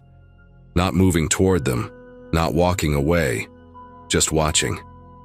I figured he was waiting for someone, maybe a family member getting discharged, so I did not think much of it at first. But then a full minute passed and he did not move, did not check his phone, did not pace around to stay warm. He just stood there like a statue, staring at those doors, and I got this uncomfortable feeling in my chest that I could not quite name. I went back inside after maybe 5 minutes because the cold was unbearable, and I needed to get back to work anyway. The rest of the morning passed in the usual blur of minor emergencies and paperwork. We discharged the young guy with the split lip around 7, gave him instructions for wound care, told him to follow up with his primary doctor if anything got worse. The 2 women from earlier had already left before my break. I did not think about the man in the parking lot again until almost 10 in the morning, when I was finally getting ready to clock out. That is when I saw her, the second woman, the one from Ashland Avenue sitting in one of the plastic chairs in the hallway near the vending machines. She was not waiting for anything. She was just sitting there with her coat pulled tight around her, clutching her purse against her stomach like someone might try to rip it away from her. Her face was pale, and even from 20 feet away I could see that she was trembling. I walked over and asked if she was okay, if she needed help with something, and she looked up at me with these wide, terrified eyes. She grabbed my wrist before I could react, her fingers ice cold even through the fabric of my sleeve. She told me she could not leave. She said she had tried to go home after we discharged her, walked out to catch the bus on Michigan Avenue, and that is when she saw him. A man in a dark coat standing across the street, watching her. She thought maybe it was a coincidence, so she started walking toward the bus stop, and he followed. Not running, not calling out to her, just walking behind her at the same pace, keeping the same distance, like he was attached to her by an invisible string. She ducked into a convenience store and waited for 15 minutes, and when she came out, he was still there, waiting. So she came back to the hospital because she did not know where else to go, because at least here there were people around, security guards, cameras. She asked me if I could call someone, the police maybe, and her voice was shaking so bad I could barely understand her. I told her to stay right there, that I would get security, and I walked as fast as I could toward the front desk without breaking into a run. Our head of security that morning was a guy named Raymond, a former cop who had retired after 25 years on the force and took the hospital job because he said he was too restless to sit at home. I had always liked Raymond because he took everything seriously, never brushed off concerns or made you feel like you were overreacting. When I told him about the woman and the man who had been following her, he did not hesitate. He grabbed his radio, called for another guard to meet us in the hallway, and asked me to show him where she was sitting. We walked back together, and Raymond sat down next to her and started asking questions in that calm, steady voice that good cops develop over years of practice. She told him the same thing she had told me, and he nodded along, writing notes in a small pad he kept in his shirt pocket. Then he asked her to describe the man, height, build, what he was wearing, anything distinctive about his face. She said he was average height, maybe 5'9" or 10, wearing a dark coat that went down past his knees. She could not remember his face clearly because she had been too scared to look directly at him. Raymond told her to wait with me while he checked the security footage from earlier that morning. He said it would only take a few minutes and he would come back with whatever he found. I sat down next to the woman. Her name was Iris, I learned, which I had not caught during her intake earlier, and tried to keep her calm. She kept apologizing for making a scene, for bothering everyone, and I told her she had nothing to apologize for, that she did the right thing by coming back. We sat there in silence for a while, watching the morning staff move through the hallways, the occasional patient being wheeled past on a gurney. About 20 minutes later, Raymond came back, and the expression on his face told me everything before he even opened his mouth. He pulled me aside and spoke in a low voice so Iris would not hear. He told me the man had been on camera, not just that morning but for the past 4 days. Every single night, starting around midnight and staying until dawn, pacing near the ambulance entrance, the main entrance, the side door by the parking garage, always watching, always waiting, and then following people who left alone. Raymond showed me some of the footage on his phone, and watching it made my skin go tight all over. The clips were grainy, black and white, the kind of quality you get from budget security cameras that hospitals never bother to upgrade. But you could see him clearly enough. The same figure, same coat, same posture, appearing at different entrances throughout the night. In one clip from 2 days earlier, you could see him standing near the main entrance around 1 in the morning. A woman walked out, young, wearing what looked like a cocktail dress under an open jacket, clearly coming from some holiday event, and within seconds of her passing through the doors, he started moving. Not toward her exactly, but parallel to her, matching her pace as she walked toward the street. The camera lost them both once they reached the sidewalk. In another clip, a man stumbled out of the ER looking drunk and disoriented, and the figure in the coat detached from the shadows near the parking garage and followed him into the darkness between the streetlights. Raymond told me he had counted at least 11 instances over 4 nights. 11 people followed into the snow-covered streets where the cameras could not see what happened next. The police arrived around noon, 2 detectives who looked exhausted and irritated in the way cops always do during the holidays when they get called out for something complicated. Raymond walked them through the footage while I stayed with Iris, who had started crying quietly into a tissue someone had given her.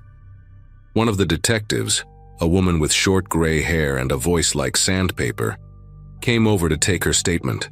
She asked Iris to describe what had happened when she first came to the ER earlier that night. And that is when Iris said something that made everything click into place in the worst possible way. She said she had not fallen on the ice. She said a man had grabbed her from behind while she was walking home from a bar, dragged her into an alley, and she had fought him off. She ran to the hospital because it was the closest place with lights and people. But she had been too scared to tell anyone the truth, too ashamed, too worried that no one would believe her. So she said she fell on the ice because it was easier than explaining. The detective wrote everything down, her face completely neutral, and then asked Iris if the man who grabbed her in the alley was the same man who followed her that morning. Iris said she did not know. She never saw his face in the alley. It was too dark. I went home that afternoon and barely slept. I kept thinking about those 11 people on the security footage, wondering how many of them had the same story as Iris. How many had lied about falling on the ice because they were too scared or ashamed to say what really happened? And how many of them made it home safe after that man followed them into the darkness? The police put out an alert, increased patrols around the hospital for the next few weeks, and Raymond made sure there was always a guard stationed near each entrance during the overnight hours. They never caught the guy. That is the part that still keeps me up some nights. The detectives told us later that they had pulled footage from traffic cameras and nearby businesses, traced his movements for a few blocks in each direction, but he always seemed to disappear into the same handful of streets near Ashland Avenue. The neighborhood with all the old meatpacking buildings, half of them abandoned, full of loading docks and back alleys where someone could vanish in seconds. They found a sleeping bag and some empty food containers in one of those buildings, signs that someone had been living there, but no fingerprints, no identification, nothing that could tell them who he was. After Christmas, the man stopped showing up on our cameras. Just like that, he was gone. No explanation, no arrest, no final confrontation. He simply was not there anymore. The detective with the gray hair called me in January to follow up, asked if we had seen anything else suspicious, and I told her no. She said they were still working the case but did not sound hopeful. I checked the news obsessively for weeks after that, looking for reports of assaults or worse in that part of the city, but I never found anything that seemed connected. Maybe he moved on to another hospital, another neighborhood, another city. Maybe something happened to him that we will never know about, or maybe he is still out there somewhere, waiting for the next holiday season, the next wave of exhausted and vulnerable people stumbling out of emergency rooms at 2 in the morning. I still work night shifts at St. Francis, 7 years later, and I still look toward the ambulance entrance every time I step outside for a break. I still scan the parking lot for a figure in a dark coat. And every December, when the ice cases start coming in, the ones who say they fell but will not look me in the eye, I make sure to ask them twice if they are telling me the truth. Most of them say yes, but I always wonder about the ones who hesitate before answering.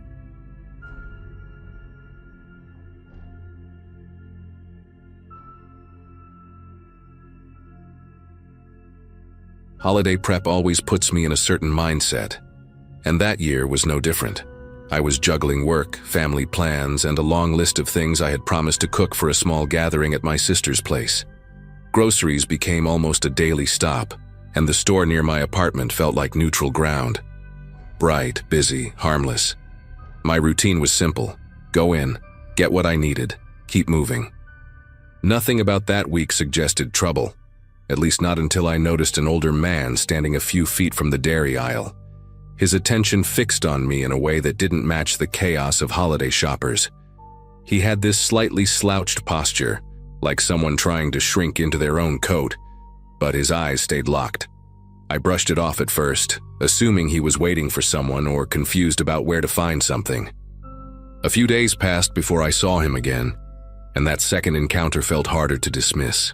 Different day, different hour, yet there he was, standing in the parking lot, angled directly toward my car, as if he'd been waiting for the moment I stepped outside.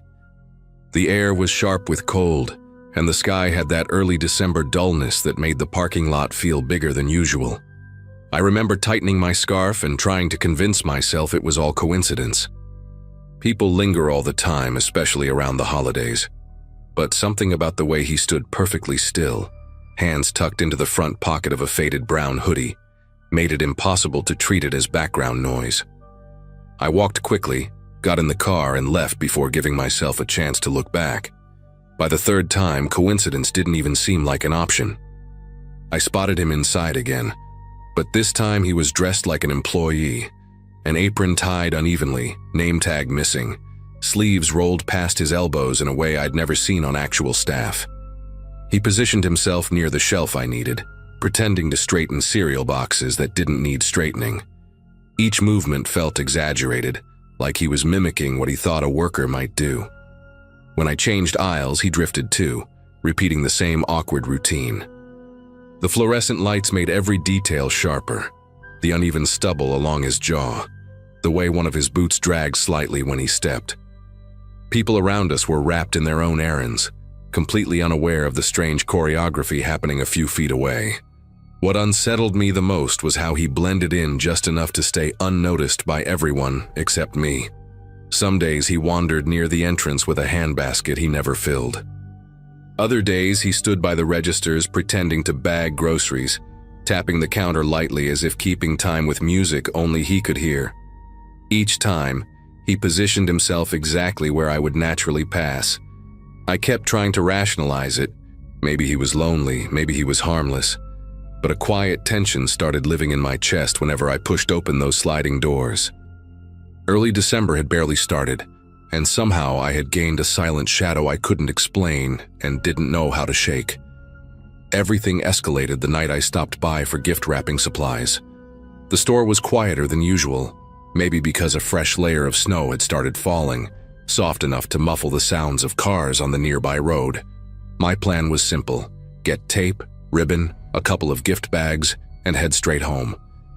I remember feeling relieved when I didn't see him anywhere inside. The aisles were calm, the holiday displays predictable, and for a moment I felt silly for letting a stranger take up so much of my headspace. I checked out quickly, tugged my coat tighter against the cold, and pushed open the doors into the dim parking lot. The snow had settled into a thin sheet across the pavement, crunching under my boots as I walked. I was halfway to my car when I heard footsteps matching the rhythm of mine. When I turned slightly, I caught sight of him a short distance behind me, walking with that same dragging step on one side. His gaze didn't waver. The way he moved, steady, deliberate, sent a ripple of adrenaline through me. I didn't want to run and draw attention, but I also wasn't about to lead him straight to my car. My pulse climbed fast enough that I had to slow my breathing to keep my thoughts clear. I veered toward the small pharmacy across the lot, hoping the bright lights and other customers would give me a buffer. Inside, the air was warmer and smelled faintly of cinnamon-scented candles, something I usually liked but barely noticed in that moment.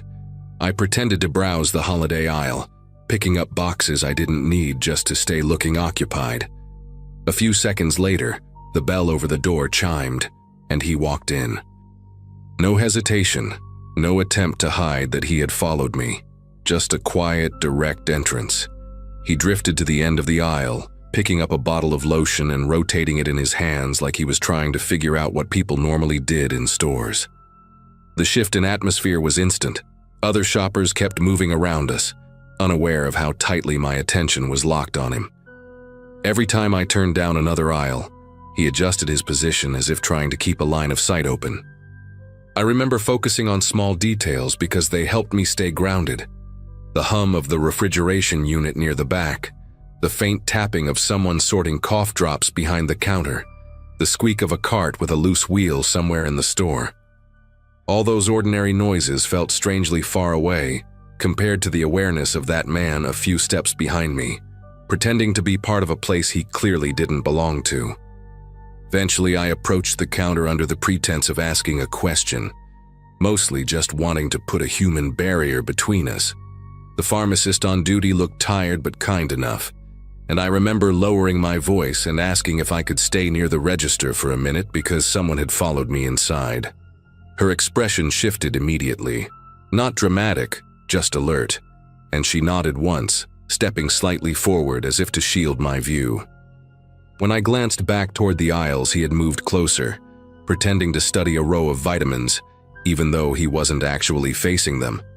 The fluorescent lights reflected off the top of his hood, making the fabric look almost metallic. I felt a wave of relief when the pharmacist picked up the store phone and quietly asked for the manager.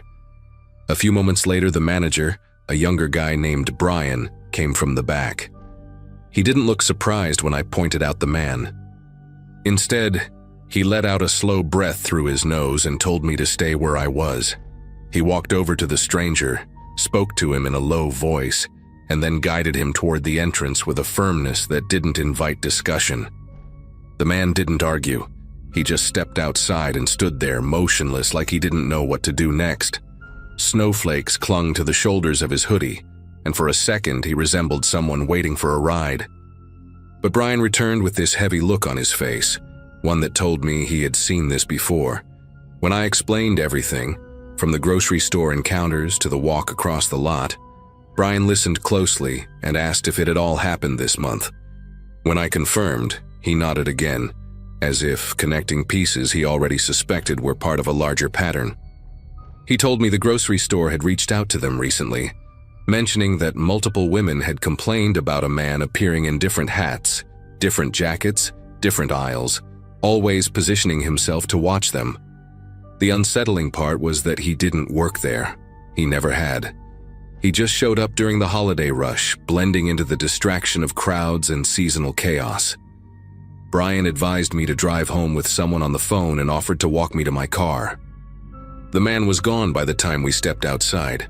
The lot was quiet except for the crunch of snow under Brian's boots and the soft buzz of a street lamp flickering near the curb. I got in my car, locked the doors immediately, and didn't let myself look around until I reached the main road. The following week, I heard that security had started monitoring the grocery store entrances more closely, and the man hadn't been spotted since. No one ever figured out who he was or why he singled out certain women. Even now, when the holidays roll around, I catch myself scanning crowds without meaning to. It all stopped as suddenly as it started, but the memory of those December errands carries a weight I still can't explain.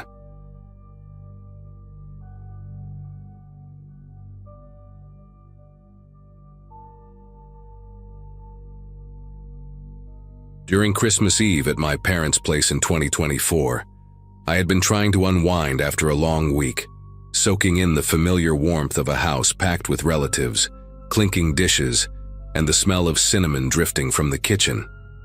My grandmother, Nina, sat at the far end of the dining table, wrapped in her red shawl with tiny embroidered reindeer she'd stitched decades ago.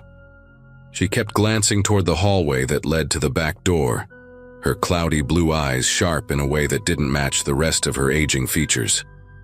At first, nobody paid much attention. She'd done similar things in the past, usually muttering about forgetting where she put her glasses or claiming she heard the cat, even though the cat died years ago. But this time she wasn't rambling. She sat stiff, alert, listening like she recognized something the rest of us didn't. Every few minutes she whispered that someone was walking by the pantry again. Most of the family brushed it off with tight smiles and jokes about holiday stress, yet the seriousness in her voice tugged at me more than I expected. It felt like she wasn't guessing, like she'd heard that particular sound before. While everyone finished dinner, I offered to take out the trash since the kitchen bin was overflowing with wrapping paper and potato peelings.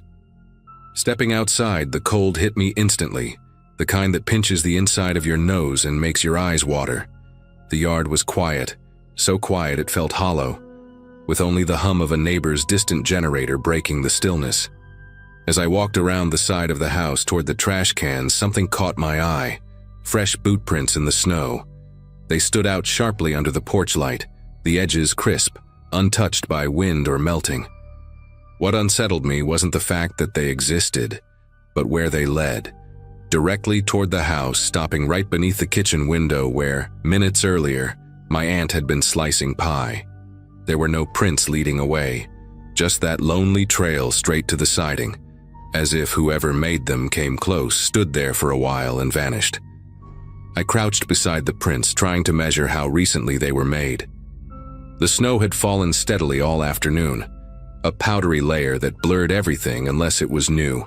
And these impressions were perfect, every ridge of the boot sole pressed cleanly into the ground.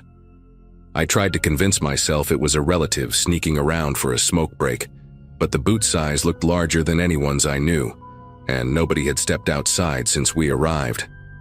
When I looked up at the dark kitchen window, I noticed the faint reflection of lights flickering from inside, and for a moment I imagined someone standing there earlier, watching my family move around, eat, laugh, unaware of being observed. A strange mix of curiosity and unease tightened in my chest, as if the scene in front of me didn't belong to a normal holiday evening. I brushed snow off my sleeves, trying to ground myself before heading back inside. The warmth of the house felt heavier now, like returning to a room where something had already gone wrong. Back in the dining room, dessert plates were being passed around, and my grandmother kept shifting in her seat, her gaze still aimed toward the hallway. I decided not to mention the footprints until I figured out how to phrase it without alarming everyone. The conversation had turned lively again, my cousin joking about someone burning the cheesecake, my uncle bragging about fixing his old truck. But beneath all that noise, Grandma Nina's whisper cut through the air. She leaned toward me and said, barely audible, "He's waiting by the door now." Before I could respond, a soft knock came from the front entrance. Not a normal knock, more like someone testing how quietly they could do it. Everyone paused. Then a man's voice drifted through the wood, polite but strained, saying he was a neighbor with car trouble. I walked slowly to the door, looked through the peephole, and felt a pulse of unease I couldn't explain. The face staring back wasn't familiar, and he kept shifting just enough that his head angled toward the living room, as if trying to count how many people were inside. I stayed at the door longer than I should have, trying to make sense of the man's expression. He didn't look panicked the way someone stranded on a cold night usually would. His eyebrows were slightly raised, almost curious, and he kept changing the tilt of his head, not impatiently, but deliberately, like he wanted a clear view of whatever was behind me. The porch light caught small details on his coat, flecks of snow melting unevenly, a scuff on the left shoulder, and a thin smear of something darker near the collar. I told him through the door that I couldn't open it but could call someone for him. He didn't answer right away. Instead, he shifted his weight and leaned a little closer, the corner of his mouth tightening in a way I couldn't read. "I just need a quick hand," he said, softer this time. The air in the hallway felt stale as I backed away. When I returned to the dining room, my mom immediately asked what the neighbor needed. I told her I didn't know him, and that something felt wrong about the whole interaction. My dad moved to check the peephole himself, but by then the man had stepped out of view. We tried to settle back into dessert, but the mood was different now. My grandmother kept glancing toward the hallway again, blinking slowly, tapping her nails on the table in a rhythmic pattern she only did when nervous. My younger cousins whispered among themselves, asking whether someone had actually been at the door, or if we were just overreacting. I wanted to reassure them, but the sight of those footprints still lingered in my mind. The thought that someone might have been standing beneath the kitchen window earlier made the house feel smaller, like the walls weren't as solid as they should be. Then another sound floated through the room, this time from the side of the house. A creak, not loud but distinct, as if someone had placed their weight on the old wooden steps near the mudroom entrance. Everyone went silent.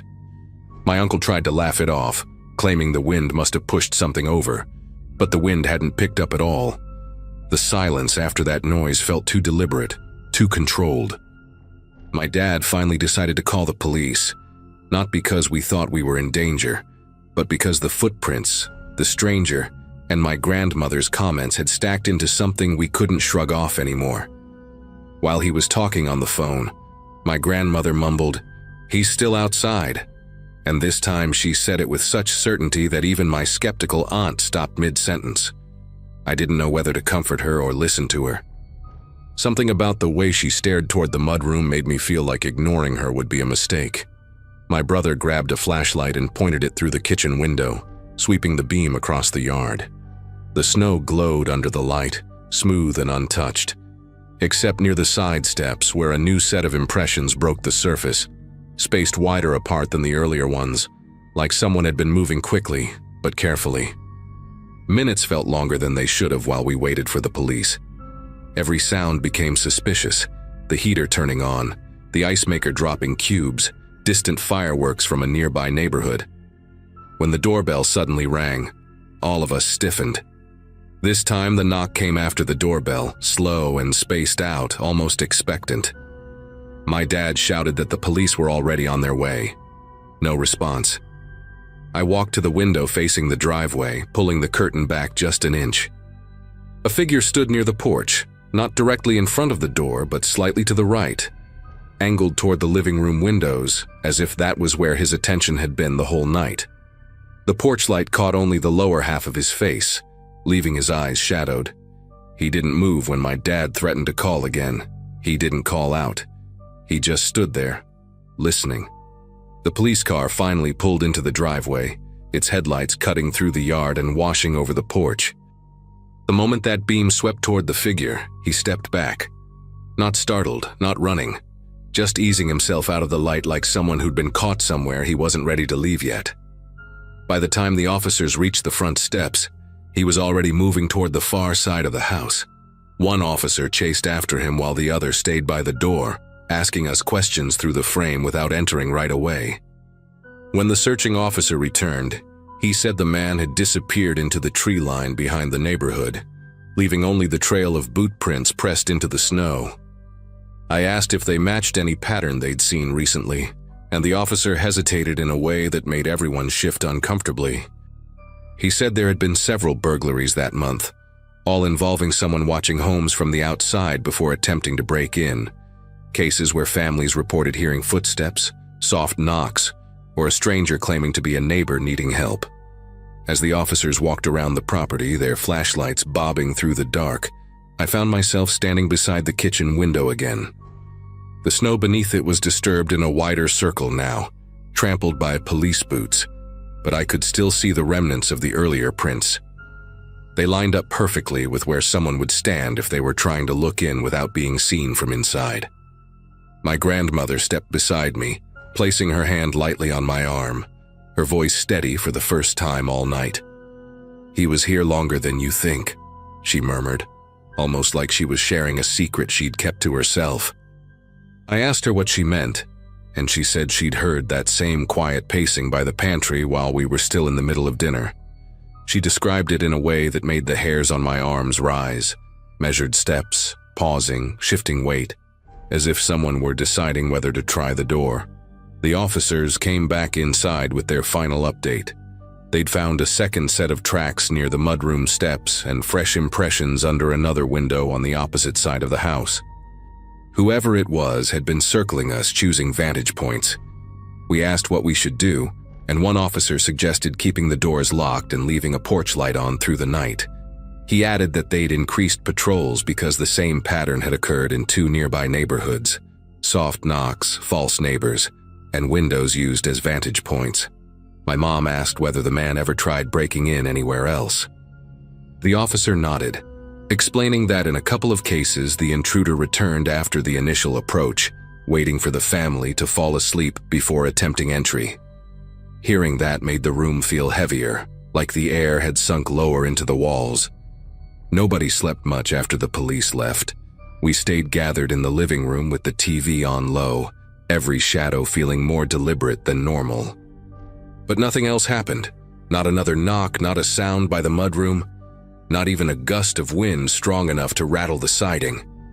It was as if whoever had been watching us decided to move on the moment real authority arrived. By morning, the snow had covered most of the tracks around the house, softening the evidence until it looked like nothing unusual had happened. But the police called later to confirm they'd arrested someone a mile away, caught trying to force open the back door of another home just before dawn. They wouldn't share a name, but they said the boots he wore matched the impressions by our kitchen window. Every holiday since then, my grandmother still glances toward the hallway at night, listening for footsteps none of us hear. And even though everything ended without harm that evening, I still catch myself checking the windows twice, especially when the house feels too quiet.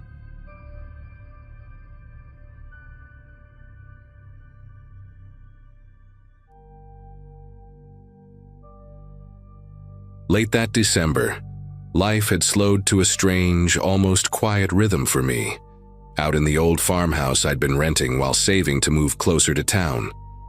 The place sat at the end of a narrow dirt road surrounded by open fields and a stretch of pines that always sounded like they were whispering when the wind picked up. I'd been working remotely for a small logistics company, buried in year-end reports and mostly keeping to myself. The forecast had warned of a massive blizzard moving across the region, but storms were nothing new out there, so I'd stocked the pantry, charged my phone, and settled in, figuring the worst I'd deal with was boredom. The house itself had its quirks: thin walls, uneven floors, and an old heating system that hummed like a tired engine. But it had always felt predictable, familiar. That night, though, something about the air inside felt strangely static, as if the house had paused to listen for something I hadn't noticed yet. By early evening, the wind had shifted into a roaring rush that drowned out everything else, and the windows rattled like loose teeth in their frames. I kept glancing toward the porch because every now and then a dull thud echoed from that direction, quiet but heavy, the kind of sound you get when snow slides off the roof or knocks something over. I told myself that was all it was. The storm was piling drifts taller than the porch railing, and I figured some of the old furniture out there had finally given in. Still, the noise carried a rhythm that didn't match the weather, almost like someone nudging something across the planks instead of snow shifting on its own. Curiosity eventually got the better of me, so I walked to the kitchen window, expecting to see chaos. Snow everywhere, whiteout conditions swallowing the yard. What I didn't expect was how clean the surface looked, smoothed entirely by the wind, no trace of anything having moved at all. Then my eyes slid to the area near the back steps, and that's when the first real jolt of unease hit me. The entire yard was wiped blank by the storm. No tire marks, no animal tracks, not even the faint lines from the porch posts. Except for one thing, a fresh set of footprints leading straight to my back door. They were spaced evenly, crisp around the edges despite the wind, like they'd been made minutes earlier. But there were no prints leaving, no trail looping around the yard, just a single purposeful path heading right to where I stood on the other side of the glass. I leaned in closer, almost doubting my own eyesight, and that was when the lights cut out so abruptly, it felt like the house had been unplugged from the world. The furnace stopped mid-groan, the refrigerator clicked off, and the quiet that followed seemed unnaturally thick, like the storm had swallowed all sound except its own. The temperature began to drop fast, faster than I expected, and the darkness inside the house felt heavier than usual, as if the shadows had settled in with a kind of intention. I grabbed the flashlight I kept in a drawer near the stove, flicked it on, and the beam carved out narrow tunnels of pale light through the dark rooms. I stood still for a second, trying to hear anything beyond the storm's howl, and that's when I picked up on a sound that didn't belong to the weather at all.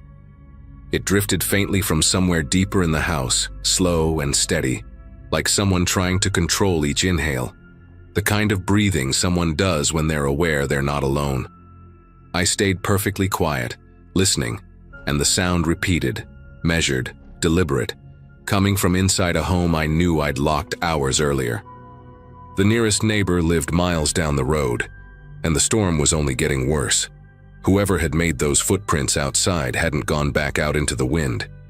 I kept the flashlight pointed ahead as I moved through the hallway, taking slow steps to keep the old floorboards from protesting too loudly. The house had always creaked in predictable ways, heat expanding wood, wind pushing against the siding, but now every tiny sound felt intentional, as if something in the dark was adjusting its weight, waiting for me to pass.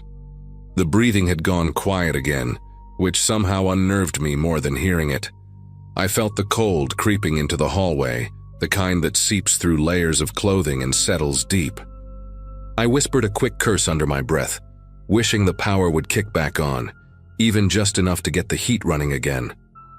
I kept telling myself there had to be a logical explanation, an animal stuck inside, or maybe the storm bending the walls just right to mimic a person's breath. But deep down, I already knew that wasn't it. Something about the stillness told me someone was in there with me. My phone had only a sliver of battery left, and with the cell towers barely functioning in weather like that, I couldn't rely on it for much. Still, I opened the camera and used the screen's faint glow to check behind me as I moved. The hallway looked empty, just the same peeling wallpaper and the same old coat hooks hanging crooked on the wall. But the longer I stared, the more I felt like I was being watched by something hidden just outside the reach of the light. When I stepped into the living room, the air felt colder, sharper. The curtains swayed even though the windows were closed tight. I swept the flashlight across the cluttered shelves, the old rocking chair in the corner, the wood stove that had gone quiet when the power cut. Nothing moved. Still, I couldn't shake the sense that whoever had made those footprints was inside that room, standing perfectly still, waiting for me to make the next move. I backed up toward the kitchen where at least I knew the layout well enough to navigate without the light. The breathing sound returned, this time closer, just faint enough to make me question where it came from. It didn't echo through the house. It seemed rooted in a specific spot, like someone was controlling it with intention, measuring each inhale so precisely that it barely rose above the storm's wind. I gripped the flashlight tighter and scanned the counter until my hand landed on the small utility knife I used to open packages. It wasn't much, but it made me feel slightly less exposed. I kept the beam aimed toward the living room, and every muscle in my body felt like it was listening. The wind slammed hard against the siding, followed by a sharp pop from somewhere near the attic. The house was being battered from all angles, and I knew there was no way in hell any help could reach me until the storm died down. Whoever was inside had picked the perfect night. When the breathing stopped again, the silence felt heavier than the dark itself. I could hear the storm tearing across the fields outside, but the house seemed to absorb every other sound, swallowing anything that might have hinted at where the intruder was hiding. I moved slowly toward the back door, thinking maybe, just maybe, they'd slipped outside again, though the lack of departing footprints said otherwise. The window beside the door had frosted over completely, leaving only blurry shapes of the yard beyond. The footprints were still there, untouched by the wind, almost like the storm itself refused to erase them. I pressed my palm against the cold glass, leaned in for a closer look, and that's when something faint brushed the floor behind me. Just the slightest drag, like a shoe shifting its weight. The sound didn't belong to the house, and it didn't belong to me. I turned around slowly, raising the flashlight, already knowing the room behind me wasn't empty anymore. The beam of the flashlight shook a little as I swept it across the kitchen doorway, the cabinets, the edge of the hall. At first, nothing looked different, just the same chipped paint and old linoleum floor reflecting a dull stripe of light. But then I caught a glimpse of something near the pantry door, the faint outline of a boot, barely visible in the darkness, as if whoever stood there was trying to blend into the shadows by staying perfectly still. My throat tightened, and the cold in the room suddenly felt sharper, like the air had thinned. I didn't call out or ask who it was. The situation had already gone too far for that.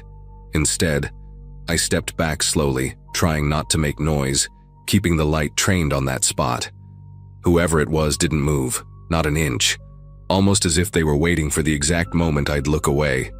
The storm screamed against the windows, drowning out everything, but I knew one thing for certain. Someone was standing in my kitchen. I edged toward the small staircase that led down to the mudroom, hoping to put some space between us. The temperature seemed to drop again as I reached the first step, and I could see my breath clouding the air in front of me. The flashlight flickered once, just enough to make my pulse jump, and I hit the side of it with my palm to steady the beam. That tiny motion must have given me away, because the boot near the pantry shifted, barely, but enough to confirm the figure wasn't frozen or imagining things. They were watching me, tracking me. The house felt smaller with every second, each room narrowing in around me. I thought about running into the storm, but the last time I'd seen outside, the snow was waist-high and the wind strong enough to knock someone down. If I stepped out there, I'd lose direction instantly. Staying inside felt like my best chance, even though the intruder clearly knew the place well enough to slip around without making a sound. I backed down the stairs and pulled the mudroom door shut behind me, locking it, even though I knew a simple lock wouldn't stop someone determined. The room was freezing, darker than the rest of the house, with only the thin outline of the back window letting in a faint bluish glow from the storm. I crouched behind the shelving unit, pressing my legs against a crate of firewood, trying to stay quiet while keeping my flashlight aimed at the door. For a moment, I didn't hear anything but the storm. Then a soft, steady sound rose on the other side.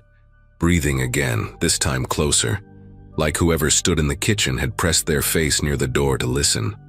The old wood separated us by barely an inch, and I could almost imagine the warmth of their breath meeting the cold on my side.